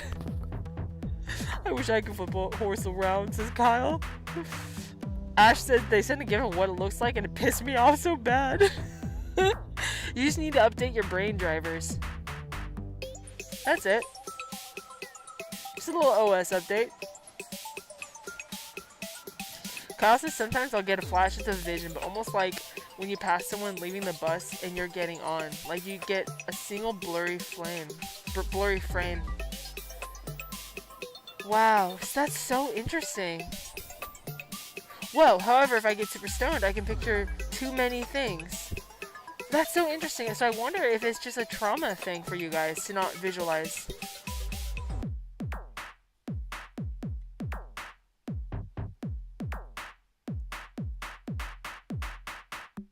Oh, Superplex is false. Bomber's Notebook was in the original. I pre-ordered the game and had the first release build.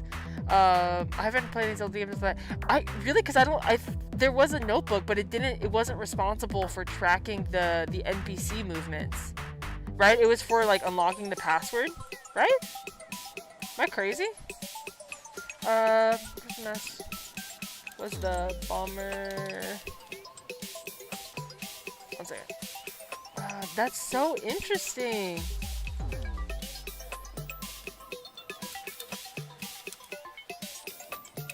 I swear to God.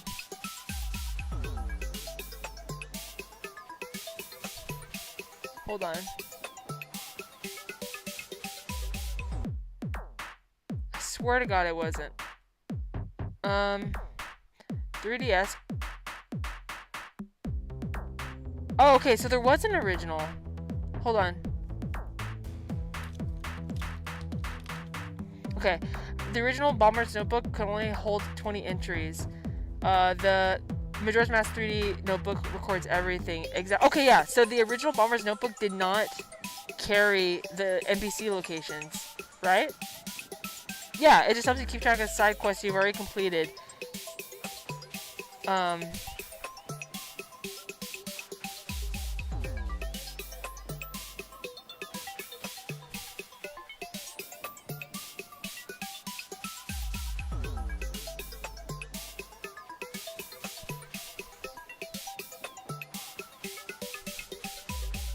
Yeah, so that's what I mean. Sorry, not that it didn't exist, but it didn't capture the NPC movements of the original game, right? Right? Saberlike? Saberlike says they maybe added more to the notebook on 3DS, but it kept track of all the side quests for that 3-day loop. Yeah, but not the NPC movements, right? So I remember just having but also when I played it, I couldn't read. So maybe that's why I didn't recognize. Hold on. It was there for tracking some of the major events. It doesn't tell exactly where they will be from. Yeah, that's what I remember too. Oh. Anyway. Fun little lore. I love Majora's Mask so much. Okay. Sometimes a thought or a subject gets stuck in my head and I have to talk about it, even if no one is interested. 1000% true. I go on these stupid kicks all the fucking time. Every day. I do certain things with my hands over and over, like flapping, twirling sticks or strings, or waving things by my eyes. No. I can get stuck in like doing loops, like physical loops, like needing to do something, but not like that or anything. But like sometimes I'll just need to do this all the time, and I just don't know if that's just from the pure joy in my heart or what. I have never been interested in what most of the people I know, but I'm gonna put no on number 51. 52 is, I have never been interested in what most people I know, yes, 100%. I've never been interested in what most of the people I know consider interesting, 1,000,000%. But I think that was also a product of just not being an adult at the time, so I couldn't be around my tribe, so to speak, you know? Like, I could listen to Porcelain talk about Barbies, and that's not my particular interest, but because she's passionate about it, I could find the interest through her, you know? But also I do have nostalgia tied to Barbie, so maybe. 53 says, I am considered a compassionate type of person. Yes. I get along with other people by following a set of specific rules that help me look normal. In a sense, but it's not in language. It's not like I wrote down the rules.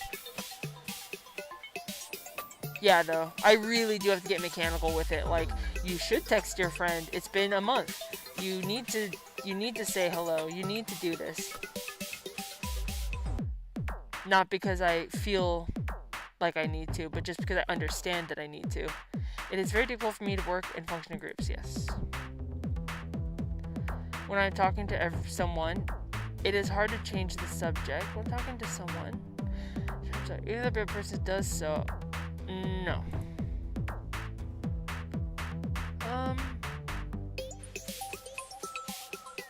Maybe when I was younger.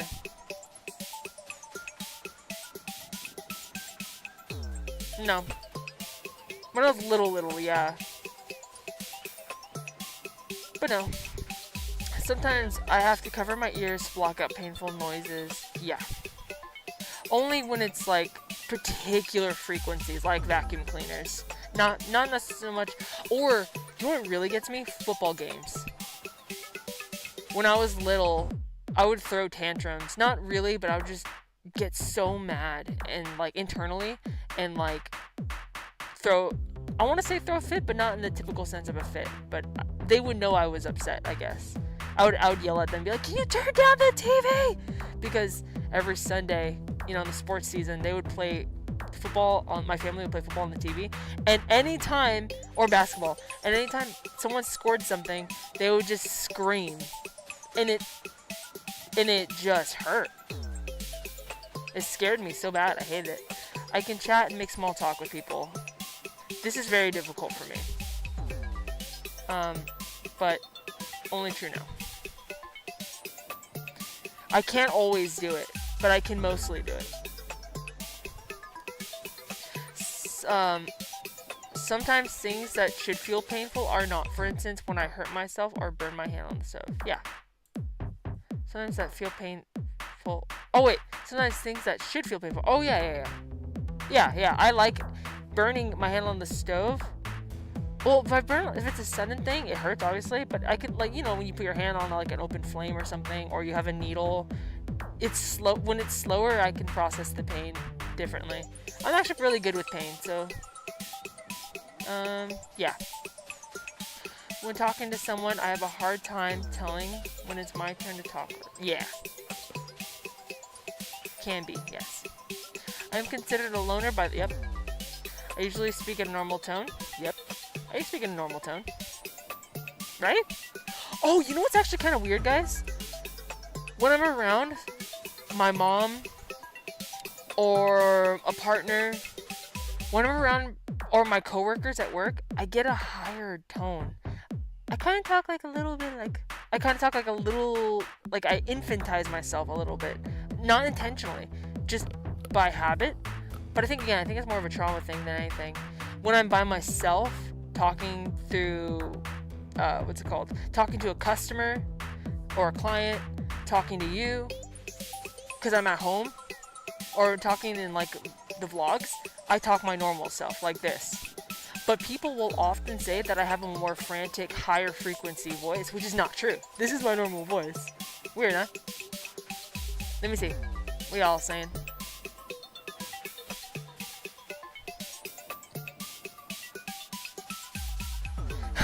Kyle says, I think we're all on the same page. I know your NPC action list was more detailed than what was in the original N64. Yeah, my NPC action list had, like, Anju on the second day. She went to the I think it's called, like, I forgot what they call it, the laundry pool, the little lake thing. And she sits there with her umbrella, and I said, like, she has a sad look on her face, and she moves very slow, and there's a frog, and, like, I just described all kinds of things.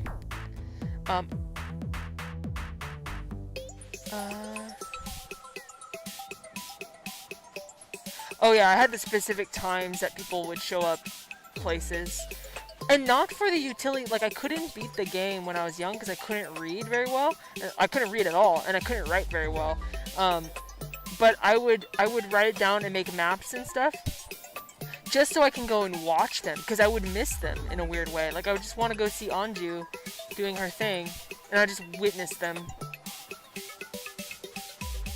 Mystic Boy says, I get, like, the idea of an apple, but is it visually an apple? I can't tell. It feels like when you're at a concert and you're stuck behind a person and can't see the stage. You guys have such interesting analogies. Superlex says, I think my hyperphagia helps me cook. I've tasted all my spices individually, so I just picture what flavors would work well together.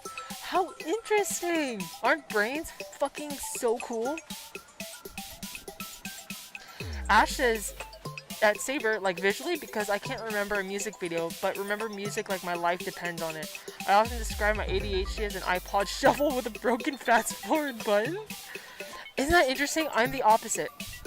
I can remember a music video to hyper detail, but I can't remember the ins and outs of a song or who wrote it. I can never remember lyrics. Like, I can remember lyrics if it's something I grew up listening to, but like Tots, for example, she can hear a song once, twice, 3 times and remember all the lyrics. She's so good at recounting lyrics. Not me.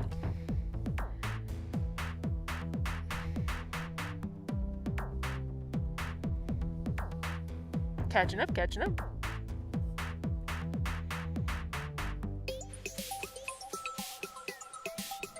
Oh God.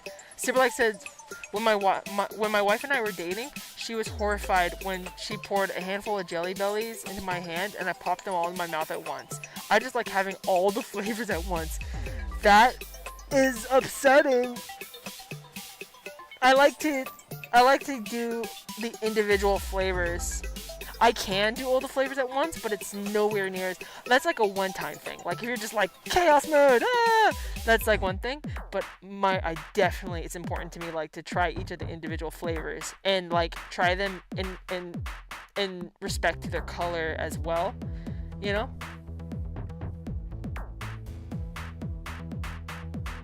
Saber says you talk a little loud sometimes, but it's usually because the volume is too high. You should fix that. Is my volume too high now? I know you're probably kidding, but also I know I have clipped many times. So just let me know, guys, if I ever talk too loud or too quiet. Saber says, if you need to write down any NPC actions, it's for the Anjun Cafe side quest. You get it.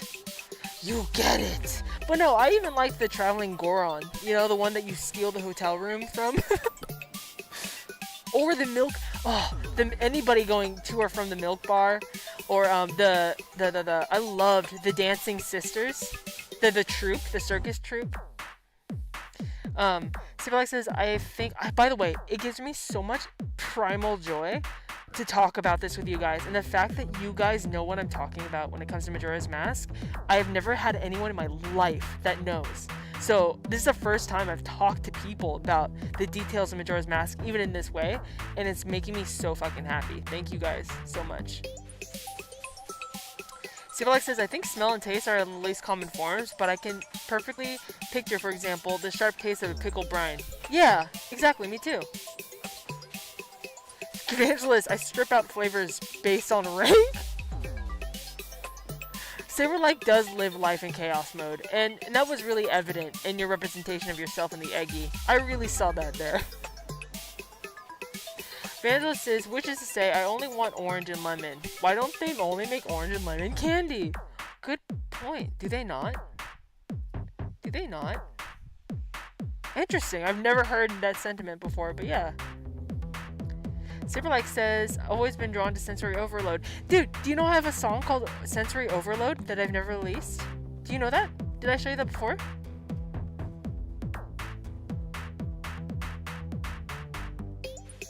Okay. Kyle says, the alien fight both freaked me out and caused me so much excitement. Like, the stress level was max. Dude, Tots and I... Okay, so I can never progress to the alien fight as a kid, because, again, can't read. Just that boulder showed up and I didn't know what to do about it, blocking the Lon Lon Ranch Road. But on the last day when you get Epona, and then you can go to like what's it called, the Lon Lon Ranch, seeing what's her name? No, not Melody. Oh my god, I can't believe I forgot her name. The younger sister on Lon Lon Ranch. Why am I forgetting her name? Anyway, seeing her all ghost-eyed made me so sad and made me feel so helpless. But Tots and I finally got to play the alien minigame, fight the aliens, as adults. Like, I have pictures from that day, and we were stressed out to the max. It was so intense. I say we're the Traveling Goron with the same name as you, so you can steal his hotel reservation. That's the one. That's the one. Every time, I always feel so bad. Saberlex says, I don't know if you showed us that song. I remember you showed us a bunch while I was packing up the last apartment. Aw, I'll have to show you sometime. Yeah, it's called Sensory Overload. I always wanted to release it on Valentine's Day because it's a love song.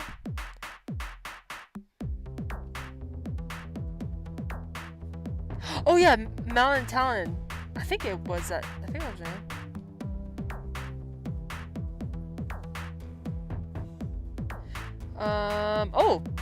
Barkwater says, on Saturday, me and Saber were talking about Zelda, and I showed him my Zelda concepts and art. What? I want to see. Is it in the Discord? Zelda's probably one of my favorite franchises, yet I have the least amount of hours played. It's like Miyazaki movies. Like, you don't need to watch them over and over and over. Like, one time just changes your life. Although, of course, most people have seen them at least 3 times, any given Miyazaki movie.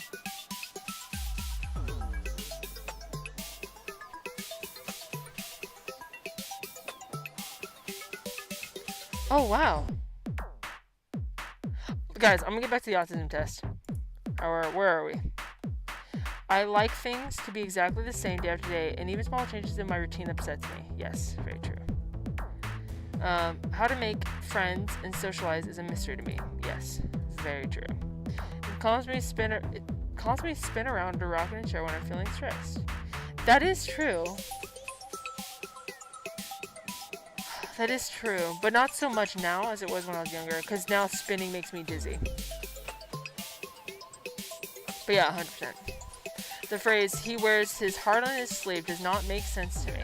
No, I get that. If I'm in a place where there are many smells, textures to feel, noises or bright lights, I feel anxious or frightened. This is true, but I like it too. It depends. Like a grocery store or a mall, really upsetting to me. I still like them, but I get exhausted. I think that's everybody. But I do feel anxious and frightened. I feel completely overwhelmed. But there are places like the Chinatown Bazaar, the Dynasty Center, that is just an overwhelm with smells and sounds and things. But I like it because I just let the senses drown me out, and then I feel free. So anxious, yes. Frightened sometimes. I can tell when someone says one thing but means something else. Yeah, generally. But also sometimes not. It's pretty vague. I like to be myself as much as I can. Yeah. But it's also difficult too. So yes and no. But mostly yes, because I like to be personalized. I keep my thoughts stacked in my memory like they're on filing cards, and I pick up the ones I need by looking through the stack and finding the right one. Or yes, this is true. Oh wait, actually, I keep memories this way. Thoughts? Maybe not. No. I have done that before. I used to have a better control over that when I was young, but as I got older, my mind is more chaos. I think that's trauma-based, so I don't have as much control over my thoughts as I did when I was young. The same sound sometimes seems very loud or soft, even though I know it was not changed. Yeah, I experience that a lot when I mix. It's such a mindfuck. I get ear fatigue really fast when mixing, because sounds just change right underneath me. My understanding of the sound. Very loud or soft, but I wouldn't say volume changes. It's the tone of it. I enjoy spending time eating and talking with my family. Friends. Not really. No. I can't tolerate things I dislike. Smells, textures, sounds, colors. This is true, but also not true. I can tolerate smells. Textures, I have a harder time. I can't really. Sounds are also difficult. And colors I can tolerate, but it is more uncomfortable. I'll say only true now, because when I was younger I used to have a harder time with it. I don't like to be hugged or held. Oh, not true! When I go somewhere, I have to follow in a familiar route or I can get very confused and upset. I don't have to, but I like to. No. Because I like adventure and spontaneity, so. It is difficult to figure out what people, yes. I like to have close friends. Only true now. People tell me that I give too much detail. Yep. I am often told that I ask embarrassing questions. Yep. I really do. I have no TMI line, and it's hard for me to understand others. I tend to point out other people's mistakes. Unfortunately, that is true. I try to not. Not in a judgmental way, but like if I'm living with somebody, like a family member or something. Wait, I tend to point out other people's mistakes. That's not quite right, though. No, that's not true. That's not true. Only if it needs to be addressed. Like, someone I live with spits giant fucking loogies in the sink.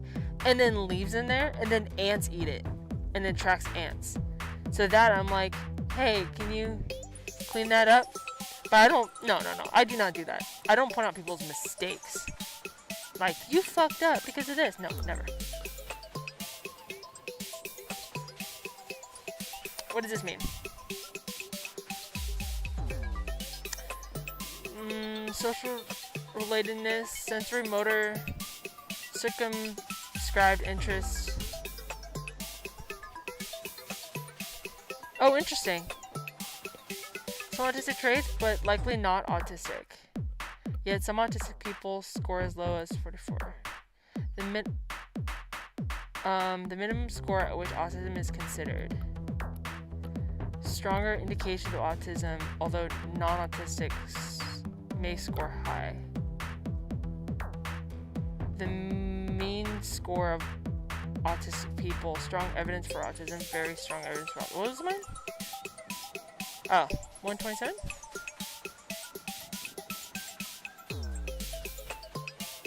Okay, cool. So I'm somewhere in between, which is kind of how it feels.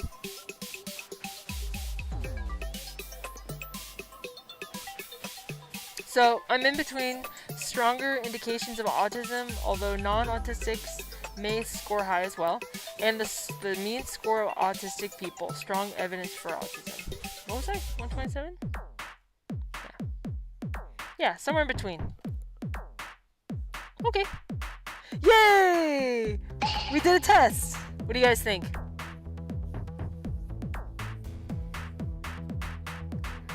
Let me catch up with you guys saying.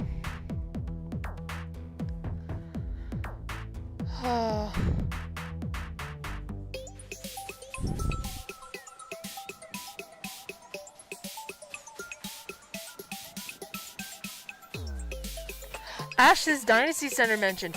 Ash, you know Dynasty Center? Dude, I made a whole video on the Dynasty Center. I made a VR adventure vlog. It's on my YouTube channel if you're interested. I could post it in the Discord, but we explore the Dynasty Center. I love Chinatown's my favorite place. Chinatown, LA is my favorite place in the world that I've visited so far. And the Dynasty Center is a main reason for that.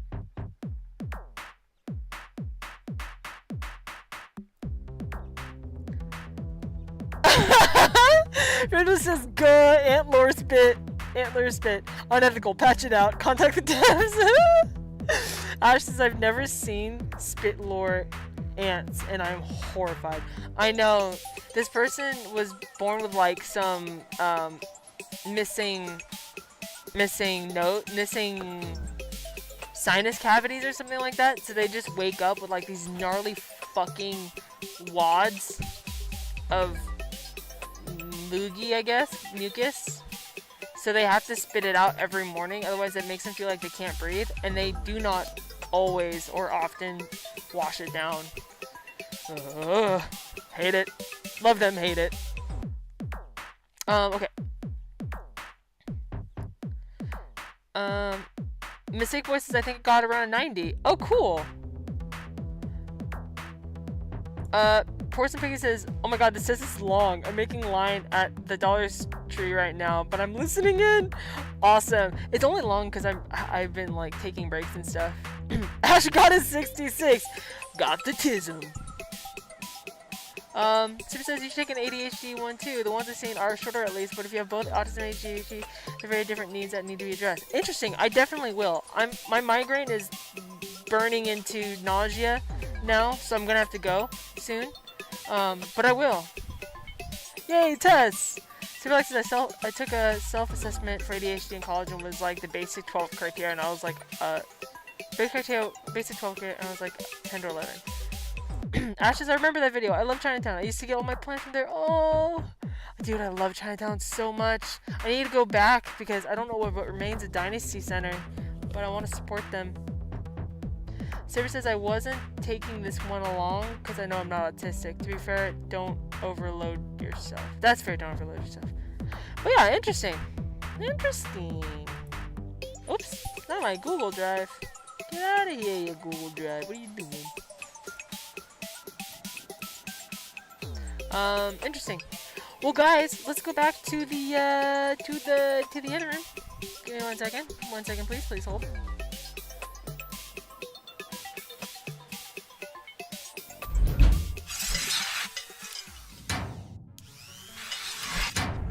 Hello? Guys, it's been another live stream. Not productive at the fuck all. Nah, well, I mean, discovered maybe I have a touch of autism. Help with that. Yay! Learn more about myself. Now I want to throw up. Yay! Yeah, I'm definitely gonna reuse this thumbnail and try to make a more productive live stream. Well, guys, I apologize for not being able to make a stronger stream and leave us with utility. But it was very fun to hang out with you guys and talk. And thank you for being here. Week after week. You guys are the sweetest and the coolest and the most eggy. You know what I'm saying? Picking up one, putting down. As a reminder, do please send me your egg sheets, your Eggi character sheets with the signed forms. Yeah, the link is in the description of this video. And if you haven't seen it, check out the vlog I posted today. It's in my POV, my point of view of Tots in all of her majesty when she came out to visit. It's one of 3 vlogs. So it's quite short. The next vlog is actually like probably my favorite one. So check it out. It's on YouTube. No, it's on Instagram, sorry. Ash says Dynasty Center is kind of sad to walk through now. A lot of places have closed up or moved. I know. Fucking Red Car. I fucking hate Red Car so much. It's devastating to me that Los Angeles has allowed Red Car to fucking take over Chinatown. It's such a... I love this city. I'm a lifelong Angelino, but that's just disgraceful. Vandala says side productivity is still productivity. Speaking as a productivity scientist, amateur, unaccredited. That just is so fucking funny. Barkwater says it was productive for us, but that's a trade-off, right? If it was productive for you guys, that's great. Elnax is just saying bye. Bye, Elnax. Nice to see you. Saberlax says not make a stronger stream. This was the highlight of my week so far. Oh no. Well, thank you. Barkwater says take care everyone, have a good day. Saberlax says even counting all the fabulous clothes I just ordered. Oh, Saber, will you do a fashion video for us? Like a little Fashion Friday video for us? Mistake Voice is still hustling over here. Yippee! Stream Eggies and spirits flying around the virtual town. Wait, what? Yippee Stream Energies and the spirits flying around the virtual town. What? What? Sounds crazy. Kyle says it's always great to chill with everyone. Guys, I can't wait to do the video game playthroughs next month, starting next month. It's gonna be so great. It's gonna be so great. And to finally get a song out or something, but bye everyone. Thank you so much for showing up today. Next week, if all works well, we might be seeing Kyle here for an improv. How about that? Okay. All my love, guys. I hope you guys have a great rest of your day. Really appreciate you. You're the best. You're in fact, Prue and accredited the best. Alright, guys. Aw. Sangela says, yeah, this was good vibes, especially for me and my flight recovery. Aw. I'm glad to hear that. Bye, guys. You're the best. You're the best. You're the best. Oh, Angela says, I will post toy show photos in the Discord as they happen. Yes! And Ash says, bye, y'all. Thank you for keeping me occupied at work. Yes!